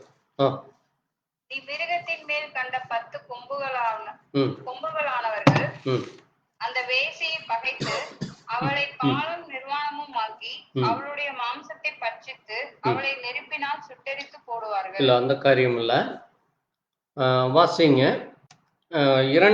1, 2, 3 வாசிப்போம். 17ஆம் அதிகாரத்துல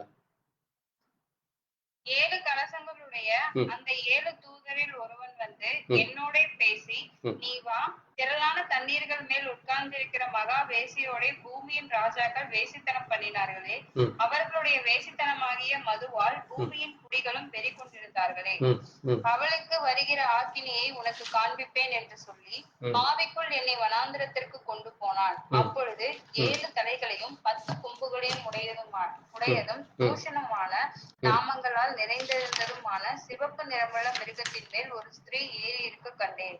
அந்த ஸ்திரீ ரத்தாம்பரமும் சிவப்பான ஆடையும் தரித்து பொன்னினாலும் ரத்தனங்களினாலும் முத்துக்களினாலும் சிங்காரிக்கப்பட்டு தன் வேசித்தனமாகிய அருவருப்புகளாலும் அசுத்தத்தாலும் நிறைந்த பொன் பாத்திரத்தை. இந்த 4 மிருகங்கள் நீங்க வாசித்தீங்கன்னா வெளிப்படுத்தின விசேஷம் 6ஆம் அதிகாரத்துல அங்கே 2ஆம் வசனத்துல பாக்குறப்போ 4 ஜீவன்கள் ஒன்றை பார்க்கிறார். 1ஆம் வசனத்துல பாருங்க, வெளிப்படுத்தின 6:1 பாக்குறப்போ முதல் மிருகம் என்ன சொல்லியிருக்கு, 4 ஜீவன்களை முதல்ல ஒண்ணு பார்த்தேன், அது வெள்ளை குதிரை.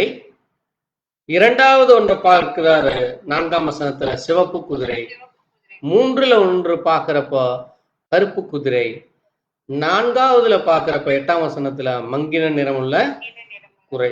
இந்த 4 குதிரைகளும் அது இங்க நம்ம பார்த்த இந்த 4 ராஜ்யங்களுக்கு இணையாக இருக்கிறது. இப்ப நம்ம 4வது மிருகமாகிய இந்த மங்கின நிறமுள்ள குதிரை அது எப்படிப்பட்டதாக இருக்கிறதாமா, அதைத்தான் நீங்க இப்ப நம்ம வாசித்த 17ஆம் அதிகாரத்துக்கு இதற்கும் தொடர்பு இருக்கு. அது என்னவா இருக்கு பாருங்க, 8ஆம் வசனத்தை வாசிக்கலாம். வெளிப்படுத்தின 6:8. இதோ மங்கின நிறமுள்ள ஒரு குதிரையை கண்டேன், அதன் மேல் ஏறி இருந்தவனுக்கு மரணம் என்று பெயர். பால்களம் அவன் பின் சென்றது. பட்டயத்தினாலும் பஞ்சத்தினாலும் சாவினாலும் பூமியின் துஷ்ட மிருகங்களினாலும் பூமியின் காற்பங்கில் உள்ளவர்களை கொலை செய்யும்படியான அதிகாரம் அவைகளுக்கு கொடுக்கப்பட்டது. போதும் பாருங்க, இது ஏன் இந்த 4ஆம் மிருகம் அது அந்த மங்கின நிறமுள்ள குதிரையை பார்க்கிறப்போ அதற்கு என்ன கொடுக்கப்பட்டதாமா, மரணம் என்று பெயர். இந்த ரோமர்கள் அரசாங்கம் அது கிபி இயேசு கிறிஸ்து பிறந்த பிறகு 418 முடிஞ்சது. ஆனால் அதற்கு பிறகு 625 மறுபடியும் அந்த ரோம ராஜ்யம் என்ன செய்யப்படுகிறது, அது போப்பாண்டவர் என்கிற இதாக மாறி, போப் என்கிற தலைமையிலே மாறி அது ஒரு கேத்தலிக். கேத்தலிக் என்றால் என்ன, கத்தோலிக்கம் என்றால் என்ன, யூனிவர்சல் என்று பெயர். கத்தோலிக்கம் என்றால் என்னது, ஆங்கிலத்துல யூனிவர்சல், உலகமெங்கும் வியாபித்திருக்கிற ஒரு மதமாக அது மாறுது. பாருங்க, கிறிஸ்தவம் நம்ம அதைத்தான் நான் அடிக்கடி சொல்லுவோம். Christianity is not a religion. கிறிஸ்தவம் என்பது அது ஒரு மதம் அல்ல. இன்னைக்கு எல்லாரும் சொல்லுவாங்க, நீங்க கிறிஸ்டியன் மதத்துக்கு மாறிட்டீங்கன்னு. கிறிஸ்டியானிட்டி ஒரு மதம் அல்ல, அது அன்பின் வழி. அதனாலதான் ஆண்டவர் சொல்றாரு, ஜீவ வழியை உனக்கு காட்டுவேன், ஜீவனுக்கு செல்லுகிற வழி. இங்க மரணத்துக்குரிய வழி ஒன்று இருக்கிறது, ஜீவனுக்குள்ள வழி ஒன்று இருக்கு. அதனாலதான் ஆண்டவர் சொன்னாரு, ஆதாம் கிட்டே அதைத்தான் சொன்னார், நான் உன்னால நன்மை தீமை தெரியத்தக்க விருட்சத்தையும் வைக்கிறேன், ஜீவ விருட்சத்தையும் வைக்கிறாங்கிறார். அவன் நன்மை தீமை அறியத்தக்க அந்த விருட்சத்தை உண்டு அவன் தனக்கு மரணத்தை வருவித்துக் கொண்டான். அப்ப இன்றைக்கு நீங்க ஜீவ வழியில வர வேண்டுமா, ஜீவனுடைய அந்த ஜீவ விருட்சத்தை புசிக்க வேண்டுமா, நன்மை தீமை அறியத்தக்க அந்த மரண வழியில செல்ல வேண்டுமா என்று சொல்லி மனிதனுக்கு முன்பாக தேவன் என்னை கொண்டு வந்து வைக்கிறாரு, ஒரு காட்சியை கொண்டு வந்து வைக்கிறார். அப்போ எல்லா மனிதனுக்கும் எப்படி தனி சரீரம் உண்டோ, ஒவ்வொரு மனிதனுக்கும் என்ன இருக்குது, தனி ஒரு சரீரம் இருக்கு. ஒவ்வொரு மனிதனுக்கும் ஆத்துமா இருக்கு. ஒவ்வொரு மனிதனும் சுயமாக சிந்தித்து செயல்பட உரிமை இருக்கிறது. ஆமேன்.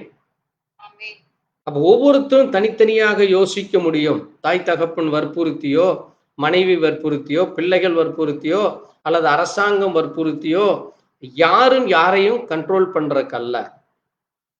ஆனால் கண்ட்ரோல் வேற. நல்லா புரிஞ்சுக்கணும். இன்னைக்கு நிறைய ஜனங்கள் என்ன செய்துக்கிறான்னு, இல்ல என்னை அடிமைப்படுத்துறாங்க, இல்லை என்னை தடை செய்கிறார்கள், அல்லது எனக்கு உரிமைகளை பறிக்கிறார்கள் என்று சொல்லுவாங்க. நம்முடைய ஆத்மாவை முடிவெடுக்க வேண்டியது நம்முடைய கருத்துல தான் இருக்கு. அதனாலதான் நான் ஏன் இந்த தானியேலை அடிக்கடி சொல்லுவேன் என்றால், தானியேலுடைய நாட்கள்ல அந்த பாபிலோன் ஒரு மிகப்பெரிய ஒரு சிலையை செய்து, பாபிலோன் ராஜாவாகிய நெபுகாத்நேச்சார் ஒரு சிலையை செய்து எல்லாரும் வணங்க வேண்டும் என்று சொன்ன பொழுது, நெபுகாத்நேச்சார் செய்த அந்த சிலையை யார் வணங்கல? தானியேல் வணங்கல. தானியேல் மட்டுமல்ல, தானியேலோடு கூட இருந்த அந்த 3 தேவ ஜனங்களும் வணங்கல. அதான் என்னது? ஆராதனைக்குரிய காரியங்கள். ஆராதனை மட்டுமல்ல, கவனமா கேளுங்க, ஆராதனை மட்டுமல்ல, உணவு விஷயத்திலும் அவர்கள் கட்டுப்பாடு வைத்திருந்தாங்க. ஆமேன். ஒரு மனிதனுக்கு மிக அவசியமானது ஒன்று தேவனை தெரிந்தெடுக்கிற ஆராதனைக்குரிய காரியம், இரண்டாவது உணவு. இந்த 2 தான் மனிதனை காப்பாற்றுது. நீங்க யாரை ஆராதிக்கிறீங்க, யாரை தொழுது கொள்கிறீங்க, யாருடைய வழியிலே நடக்கிறீங்க, யார் உங்களை வழி நடத்துகிறாருன்னு நம்ம முடிவெடுக்க வேண்டும். இரண்டாவது, நம்ம உண்ணுகிற உணவு, புசிக்கிற உணவு. ஒரு மனிதன் அடிமையா இருந்தாலும் சரி, பெரிய கோடீஸ்வரனா இருந்தாலும் அவனுக்கு உணவு வேண்டும். அந்த உணவு விஷயத்துல நீங்க எப்படி இருக்கிறீர்கள்? அதனாலதான் வேதம் நமக்கு சொல்லுது, விக்கிரகங்களுக்கு படைக்கப்பட்டதை புசியாதிருப்பாயாக, விக்கிரக ஆராதனைக்கு விலகி இரு. ஏன் என்றால் அது மனிதனாலே செய்யப்பட்டு மனிதனுடைய யோசனையிலே வந்த மனுஷ வழிபாடாக இருக்கிறது. நம்ம தேவனைத்தான் வணங்க வேண்டும், தேவனுடைய வார்த்தைகளைத்தான் கேட்க வேண்டும், தேவனுக்கு பிரியமாகத்தான் நடக்க வேண்டும். அதுதான் கிறிஸ்தவம், கிறிஸ்துவனுடைய வழி. அதுதான் கிறிஸ்தவமே தவிர அது ஒரு மதம் அல்ல.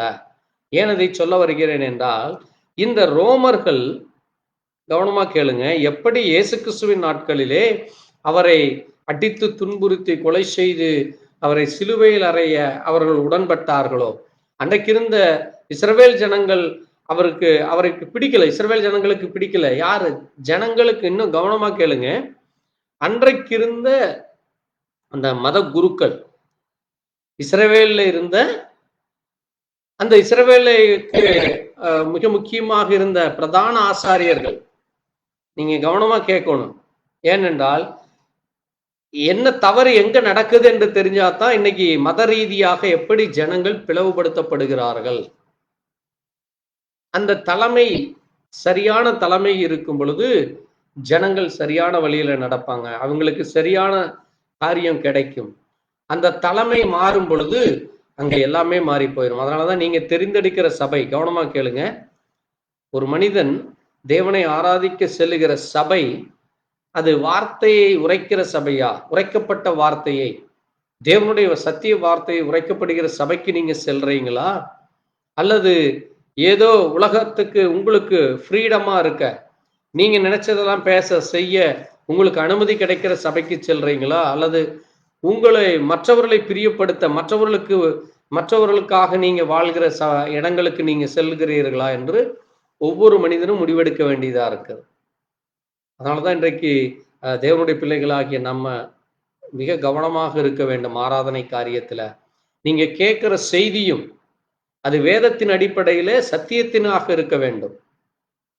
நமக்கும் உரிமை இருக்கு, எந்த சபையில வேண்டுமானாலும் போய் உட்காரலாம், எந்த பாஸ்டரை வேண்டுமானாலும் தெரிந்தெடுக்கலாம், எந்த இடத்துலையும் நம்ம போய் உட்கார்றதுக்கு ஒவ்வொரு மனிதனுக்கு உரிமை இருக்கு. ஆனால் அது சரியா தவறா என்று நம்ம நிதானிக்க வேண்டும். ஏன்னா அதைய இவ்வளவு தூரம் நான் எக்ஸ்பேண்ட் பண்ணி சொல்றேன் அப்படின்னா, மிக முக்கியமான காரியம் இங்கே இருக்கிறது. இந்த ரோமர்கள் தான், கவனமா கேளுங்க, இந்த இரும்பு என்று சொல்லப்படுகிற இந்த ரோமர்கள் ராஜ்யத்துல தான் இயேசு கிறிஸ்து அடித்து கொல்லப்பட்டு சிலுவையில் அறையப்பட்டார்.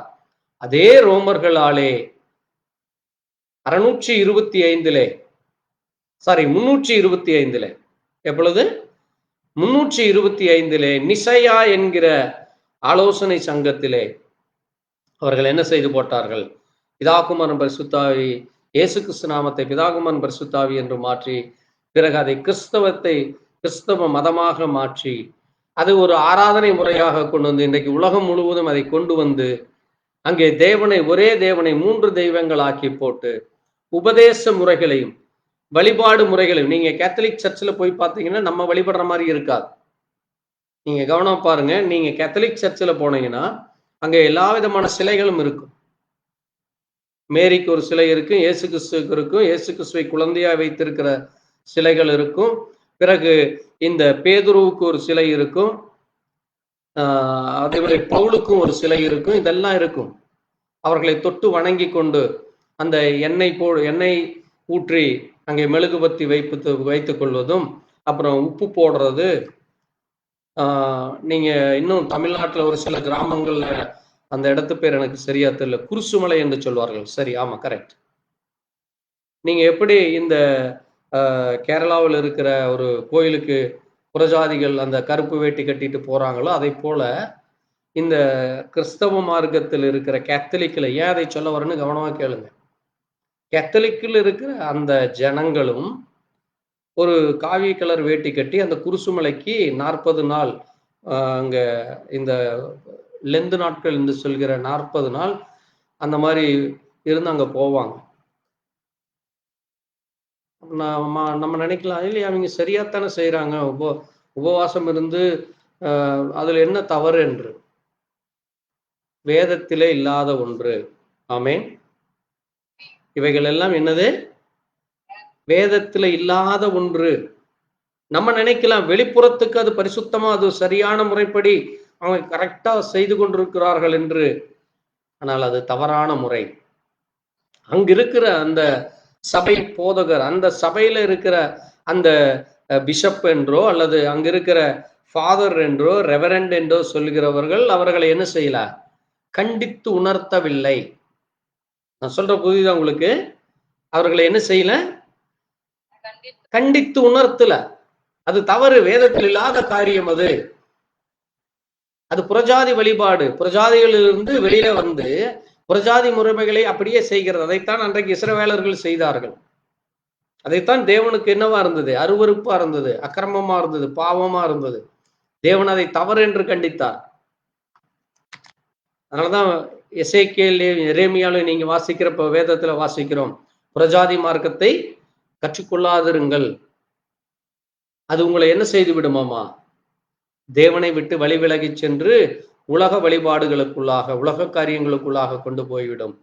எப்படி அன்றைக்கு இஸ்ரவேல் ஜனங்களை வஞ்சித்து ஏமாற்றி கொண்டு அந்த பிலேயாம் என்கிற அந்த ஒரு தீர்க்கதரிசி இஸ்ரவேல் ஜனங்களுக்கு விரோதமாக சபிக்க வந்தானோ, அதை போல இந்த கேத்தலிசம் என்று சொல்லுகிறவை இன்றைக்கு தேவ ஜனங்களை, கிறிஸ்தவ மார்க்கத்தை தவறான முறையில் வழிநடத்தி கொண்டிருக்கிறான்.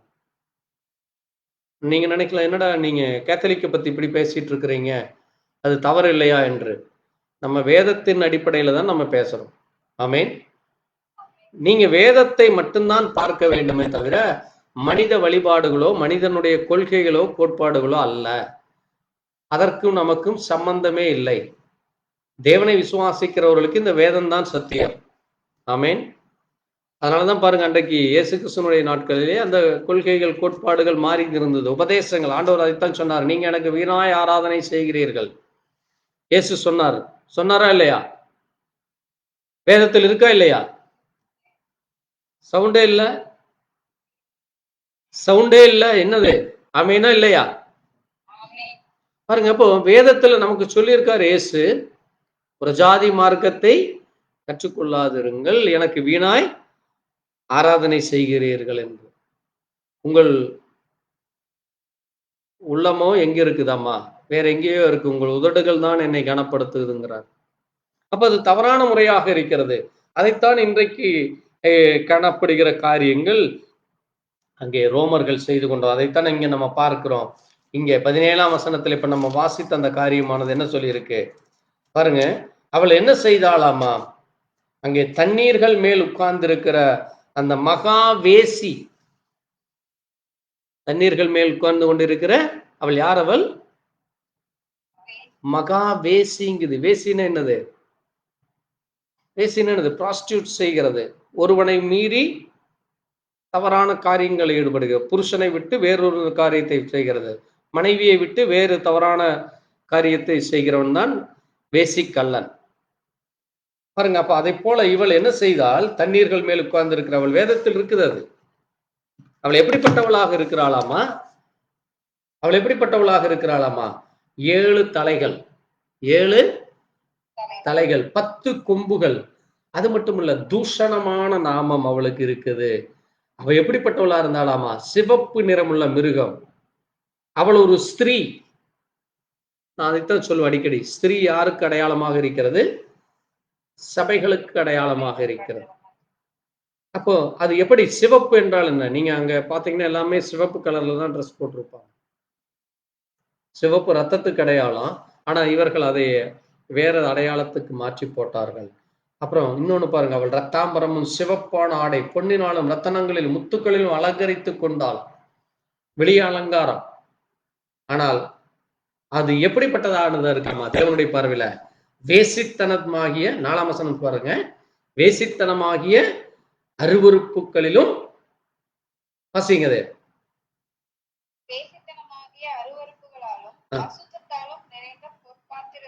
பாருங்க, அந்த ஆராதனை நேரத்துல பிடிச்சிருக்கிற அந்த பொற்பாத்திரம் எப்படி இருந்ததாமா? வேசித்தனத்தினாலையும் அருவருப்புகளையும் அசுத்தத்திலையும் நிறைந்த. ஆனா பாத்திரம் எப்படி இருக்காம? பொன்னான பாத்திரம். பொண்ணு எதற்கு அடையாளமாக இருக்கிறது? விசுவாசம். நாங்களும் விசுவாசிக்கிறோம், நாங்களும் கிறிஸ்தவர்கள் தான், நாங்களும் இயேசுவைத்தான் கும்பிடுறோம்னு சொல்லுவாங்க, கேத்தலிசம். அது அல்ல, அது புரியுதா உங்களுக்கு? அதைத்தான் ஆண்டவர் சொல்றார் 5ஆம் வசனம், அது ரகசியம். அது எப்படி? அது ரகசியம், உங்களுக்கு தெரியாது. ஜனங்கள் அதை வெளியில இருந்து பாக்குறவங்களுக்கு இல்லையா, சரியாத்தான் இருக்கிறாங்க, அவங்களுக்கு உங்களுக்கு என்ன தப்பு? கிறிஸ்டின்னா எல்லாரையும் ஒரே அந்த அந்த பிராக்கெட்டுக்குள்ள வச்சுக்குவாங்க. ஏன் உங்களுக்குள்ள இத்தனை பிரிவு? கேத்தலிக் இருக்கு, ப்ராட்டஸ்டன்ட் இருக்கு, பெண்டகோஸ்டல் இருக்கு, இத்தனை பிரிவு இருக்கு என்றார்கள். அது எல்லாமே இதுக்குள்ள இருக்கு, வேதத்துக்குள்ள இருக்கு.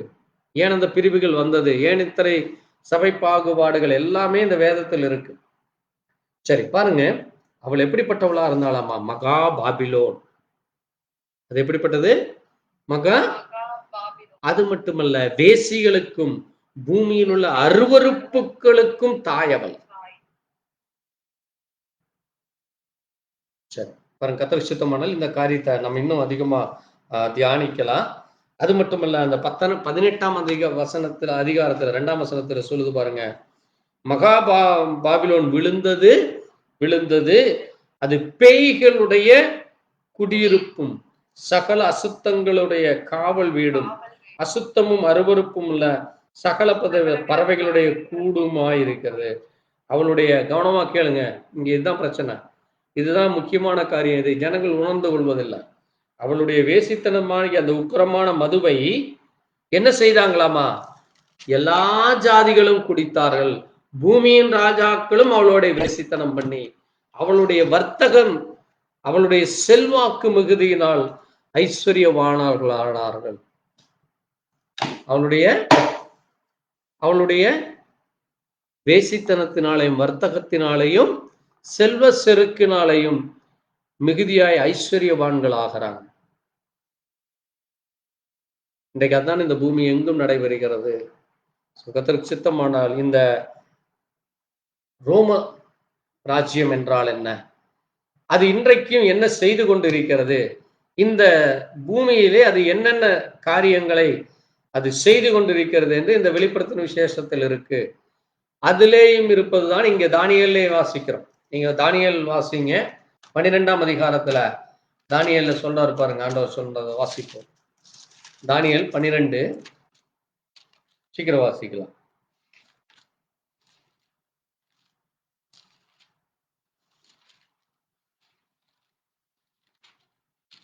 வாசிப்போம். தானியேல் 12 வாசிங்க, 2ல இருந்து வாசிங்க. பூமியின் தூளிலே நித்திரை பண்ணுகிறவர்களாகிய அநேகரில் சிலர் நித்திய ஜீவனுக்கும் சிலர் நித்திய நிந்தைக்கும் இகழ்ச்சிக்கும் பிடித்து எழுந்திருப்பார்கள். ஞானவான்கள் ஆகாய மண்டலத்தின் ஒளியை போலவும் அநேகரை நீதிக்குட்படுத்துகிறவர்கள் நட்சத்திரங்களைப் போலவும் என்றென்றைக்கும் உள்ள சதா காலங்களிலும் பிரகாசிப்பார்கள். தானியேல் ஆகிய நீயோ வென்றால், கவனமா கேளுங்க, ஆண்டவர் சொல்றாரு, நீயோ வென்றால் முடிவு காலம் மட்டும் இந்த வார்த்தைகளை புதை பொருளாய் வைத்திரு, இந்த புத்தகத்தை முத்திரை போடு, அப்பொழுது அநேகர் இங்கும் அங்கும் ஓடி ஆராய்வார்கள், அறிவும் பெருகும் என்றார். போதும் பாருங்க, 9ஆம் வசனம் சொல்றாரு, தானியேலே நீ போகலாம், உனக்கு காரியம் முடிஞ்சு நீ போகலாம், இந்த வார்த்தைகள் முடிவு மட்டும் புதை பொருளாய் வைத்திரு, முத்திரிக்கப்படும், அநேகர் சுத்தமும் வெண்மையுமாக்கப்பட்டு பாருங்க. அதனாலதான் நம்ம இந்த 2000 ஆண்டுகளாக அங்கே தேவனுடைய வார்த்தையினாலே பரிசுத்தாவியினாலே நிரப்பப்பட்டவர்களாக, கர்த்தராகிய இயேசு கிறிஸ்து நாமத்திலே நாம் பாவம் கழுவப்பட்டவர்களாக பரிசுத்தாவியினாலே முத்தரிக்கப்பட்டு நம்ம எப்படி இருக்கிறோமாமா, சுத்தமும் வெண்மையாக்கப்பட்டு புடமிடப்பட்டவர்களாக இருக்கிறோம். துன்மார்க்கர் துன்மார்க்கமாய் நடப்பார்கள். அதனாலதான் பாருங்க, இன்றைக்கு தேவனுடைய செய்தி உலகமெங்கும் இன்னைக்கு போகுது. ஆனால் ஜனங்கள் என்ன செய்யறதில்ல, இல்லை இது ஏதோ ஒரு மதத்தை கொண்டு வர்றாங்க, இது ஏதோ ஒரு பிரச்சனைகளை உள்ள கொண்டு வர்றாங்க, எங்களை பிரிக்க பார்க்குறாங்க, எங்களுடைய இனஜன பந்துக்கள் இருந்து எங்களை பிரிக்கிறாங்க என்று சொல்லுவாங்க. அதான் என்னது, நம்மை தேவன் புடமிட்டு பிரிக்கிறார். அந்த வார்த்தைக்கு நீங்க முன்குறிக்கப்பட்டால் அங்கே நீங்க வர்றப்ப உங்களுக்கு தொடக்கத்துல நிறைய போராட்டம் இருக்கும். ஆனா நீங்க தேவனுக்கென்று உண்மையா நிற்கிறப்ப தேவன் உங்களோடு கூட இருப்பார். ஆமென். துன்மார்க்கரில் ஒருவனும் முரணார், துன்மார்க்கரில் ஒருவனும் உணர்வே வராதவங்களுக்குங்கிறார் ஆண்டவர். பாருங்க, ஞானவான்களோ உணர்ந்து கொள்வார்கள், அன்றாட பலி நீக்கப்பட்டு. அதனாலதான் பாருங்க, இன்னைக்கு அந்த தேவாலயம் இடிக்கப்பட்டு அங்க அன்றாட பலியே இல்லை. அங்க டெய்லியும் பலி கொடுத்துட்டு இருந்தாங்க இஸ்ரவேல் ஜனங்கள் காலத்துல. அங்க என்ன கொடுக்கப்பட்டது, இஸ்ரவேல் அந்த சபையானது அங்கே டெய்லியும் பலி கொடுத்துட்டே இருப்பாங்க. இன்னைக்கு அது இல்லை, அன்றாட பலி நீக்கப்பட்டு பாலாக்கும் அருவருக்கும் ஸ்தாபிக்கப்படுங்கள் முதல் 1190 நாள் செல்லும் 1330 நாள் வரைக்கும் காத்திருக்கு சேருகிறவன் பாக்கியவான். நீயோ வென்றால் முடிவு காலம் மட்டும் இரு, நீ இளைப்பாரி கொண்டிரு, நாட்களின் முடிவில் உன் சுதந்திர வேதத்துக்கு எழுந்திருப்பா என்று சொல்றான். அப்போ இந்த 1304 என்ன 1294 என்ன, இன்னும் அநேக காரியங்கள் இருக்கு. இந்த முத்திரைகளுக்குள்ள இன்னும் அநேக காரியங்கள் இருக்கு. இந்த மிருகங்களுக்குள்ள இன்னும் காரியங்கள்லாம் இருக்கு. அது மட்டுமல்ல, இங்க தானியேல்ல வாசிக்கிறப்போ 9ஆம் அதிகாரத்துல அங்கே சொல்லப்பட்ட காரியங்கள் நிறைய இருக்கு. ஸோ இவைகள் எல்லாம் கர்த்தருக்கு சித்தமானால் நம்ம வரும் நாட்கள்ல பார்ப்போம். அந்த 70 தானியேலுடைய 70 வாரம் என்றால் என்ன, அந்த 70 வாரத்திற்கும் இந்த 4 ராஜ்யங்களுக்கும் இன்றைக்கு சொன்னப்பட்ட இந்த ரோமருடைய ஆளுகை, இன்னைக்கு ரோமருடைய ஆளுகை உலகம் முழுவதும் இல்லை, ஆனால் ரோமர்களால் உருவாக்கப்பட்ட அந்த மதம் என்கிற கொள்கை கோட்பாடுகள் அது மதமாக மாறி கிறிஸ்தவ மதத்திற்குள்ள அது மிக்ஸ் ஆகி போச்சு. இன்னைக்கு புரியுதா உங்களுக்கு, கிறிஸ்தவத்துக்குள்ள அது மிக்ஸ் ஆயிருச்சு. எப்படி ஒரு ராஜா நாட்கள்ல அவனுடைய கொள்கை கோட்பாடுகள் அந்த ஜனங்களை அதே மாதிரியே இருப்பாங்களோ அதே போல இங்கே கிறிஸ்தவத்துக்குள்ளும் அதற்கு அடிமையாக அதே காரியங்கள் இன்றைக்கு பரவி அது தேவனுடைய வார்த்தையை விட்டு அது ஜனங்களை புறக்கணிக்கிறதாக, ஜனங்களை அந்த வார்த்தைக்குள்ளாக வராதபடி அது தடை செய்கிறதாக இருக்கிறது. அது கட்டுப்பாடை ஏற்படுத்தி கொண்டு வச்சு இருக்கிறது. அதனாலதான் இங்க தானியேல் 9:24 நம்ம வாசிக்கிற காரியத்தை கர்த்தருக்கு சித்தமானால் நம்ம வரும் நாட்கள்ல வாசிக்கலாம். ஏனென்றால் அது மீறுதலை தவிக்கிறதற்கும், பாவங்களை தொலைக்கிறதற்கும், அக்கிரமத்தை நிவிர்த்தி பண்ணுறதற்கும், நித்திய நீதியை வருவிக்கிறதற்கும், தரிசனத்தையும் தீர்க்க தரிசனத்தையும் உத்தரிக்கிறதற்கும், மகா பரிசுத்தம் உள்ளவரை அபிஷேகம் பண்ணுவதற்கும், ஜனத்தின் மேலும் பரிசுத்த நகரத்தின் மேலும் 70 வாரங்கள் ஆகும் என்று சொல்லப்பட்டிருக்கிறது. 24ஆம் வசனம். அந்த காரியம் என்றால் என்ன? இந்த 4 மிருகங்களுக்குள்ள இருந்த காரியம் இன்றைக்கும் அந்த அந்த ஆளுகை இருக்கிறதா, ரோம ராஜ்யம் இன்றைக்கும் இருக்கிறதா என்று இன்னும் வர நாட்கள்ல நம்ம தியானிப்போம். கர்த்தர் தாமே கேட்ட வார்த்தைகளை ஆசீர்வதிப்பாராக. நம்ம ஜெபிக்கலாம். எங்களை நேசிக்கிற எங்கள் நல்ல ஆண்டவரே, கர்த்தராகிய இயேசு கிறிஸ்துவே, இந்த அருமையான நேரத்தில் உம்முடைய சத்திய வார்த்தைகளை வாசிக்கவும் தியானிக்கவும் உம்முடைய வார்த்தையின் மூலமாய் நீர் எங்களோடு கூட பேசிக் கொண்டிருப்பதற்காக உமக்கு நன்றி செலுத்துகிறோம். தேவனாகிய கர்த்தர் எங்களுடைய இருதயத்தை திறந்து, எங்கள் வாய்களை திறந்து ஆண்டவரே உம்முடைய வார்த்தையை நாங்கள் உணர்ந்து கொள்ள கிருபை கொடுத்தீரப்பா. நீரே வார்த்தையாய் இருக்கிறீர், நீரே சத்தியமாய் இருக்கிறீர், நீர் வழியும் சத்தியமும் ஜீவனுமாக இருக்கிறீர்.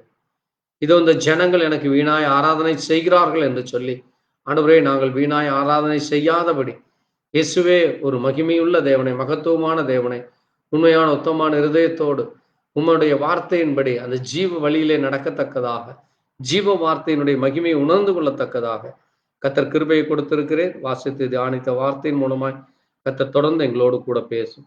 இதை கேட்கிற ஒவ்வொரு தேவ ஜனங்களையும் கர்த்தர் ஆசீர்வதி, அநேகருக்கு பிரயோஜனப்படும்படியா, அநேகரை நீதியின் பாதையிலும் சத்தியத்திலும் நடக்கத்தக்கதாக தேவ கிருபையை தார். ஆசீர்வதியும் வழிநடத்தும் பாதுகாத்தலும் எல்லா துதிகான மகிமையும் ஒருவருக்கே செலுத்துகிறோம். ஆண்டவரும் இரட்சகரும் மீட்புருமான கர்த்தராகிய இயேசு கிறிஸ்துவினுடைய பரிசுத்த நாமத்திலே ஆம். என் ஆத்மாவே கர்த்தரை முழு உள்ளமே பரிசுநாமத்தை என் ஆத்மாவே கர்த்தரை ஸ்தோத்திரி. கர்த்தர் செய்த சகல உபகாரங்களையும் மறவாதே. ஆம். அல்லேலூயா. கர்த்தருக்கு ஸ்தோத்திரம். கர்த்தர் தாம் எங்கள் ஒவ்வொருவரையும் ஆசீர்வதிப்பாராக. எங்களுக்காக, எங்களுடைய ஊழியங்களுக்காய் ஜெபித்துக் கொள்ளுங்கள். கர்த்தர் உங்களோடு கூட இருப்பாராக. ஆமென். அல்லேலூயா. கர்த்தருக்கு ஸ்தோத்திரம் உண்டாகும். ஸ்தோத்திரம் ஆண்டவரே. ஸ்தோத்திரிக்கிறோம்.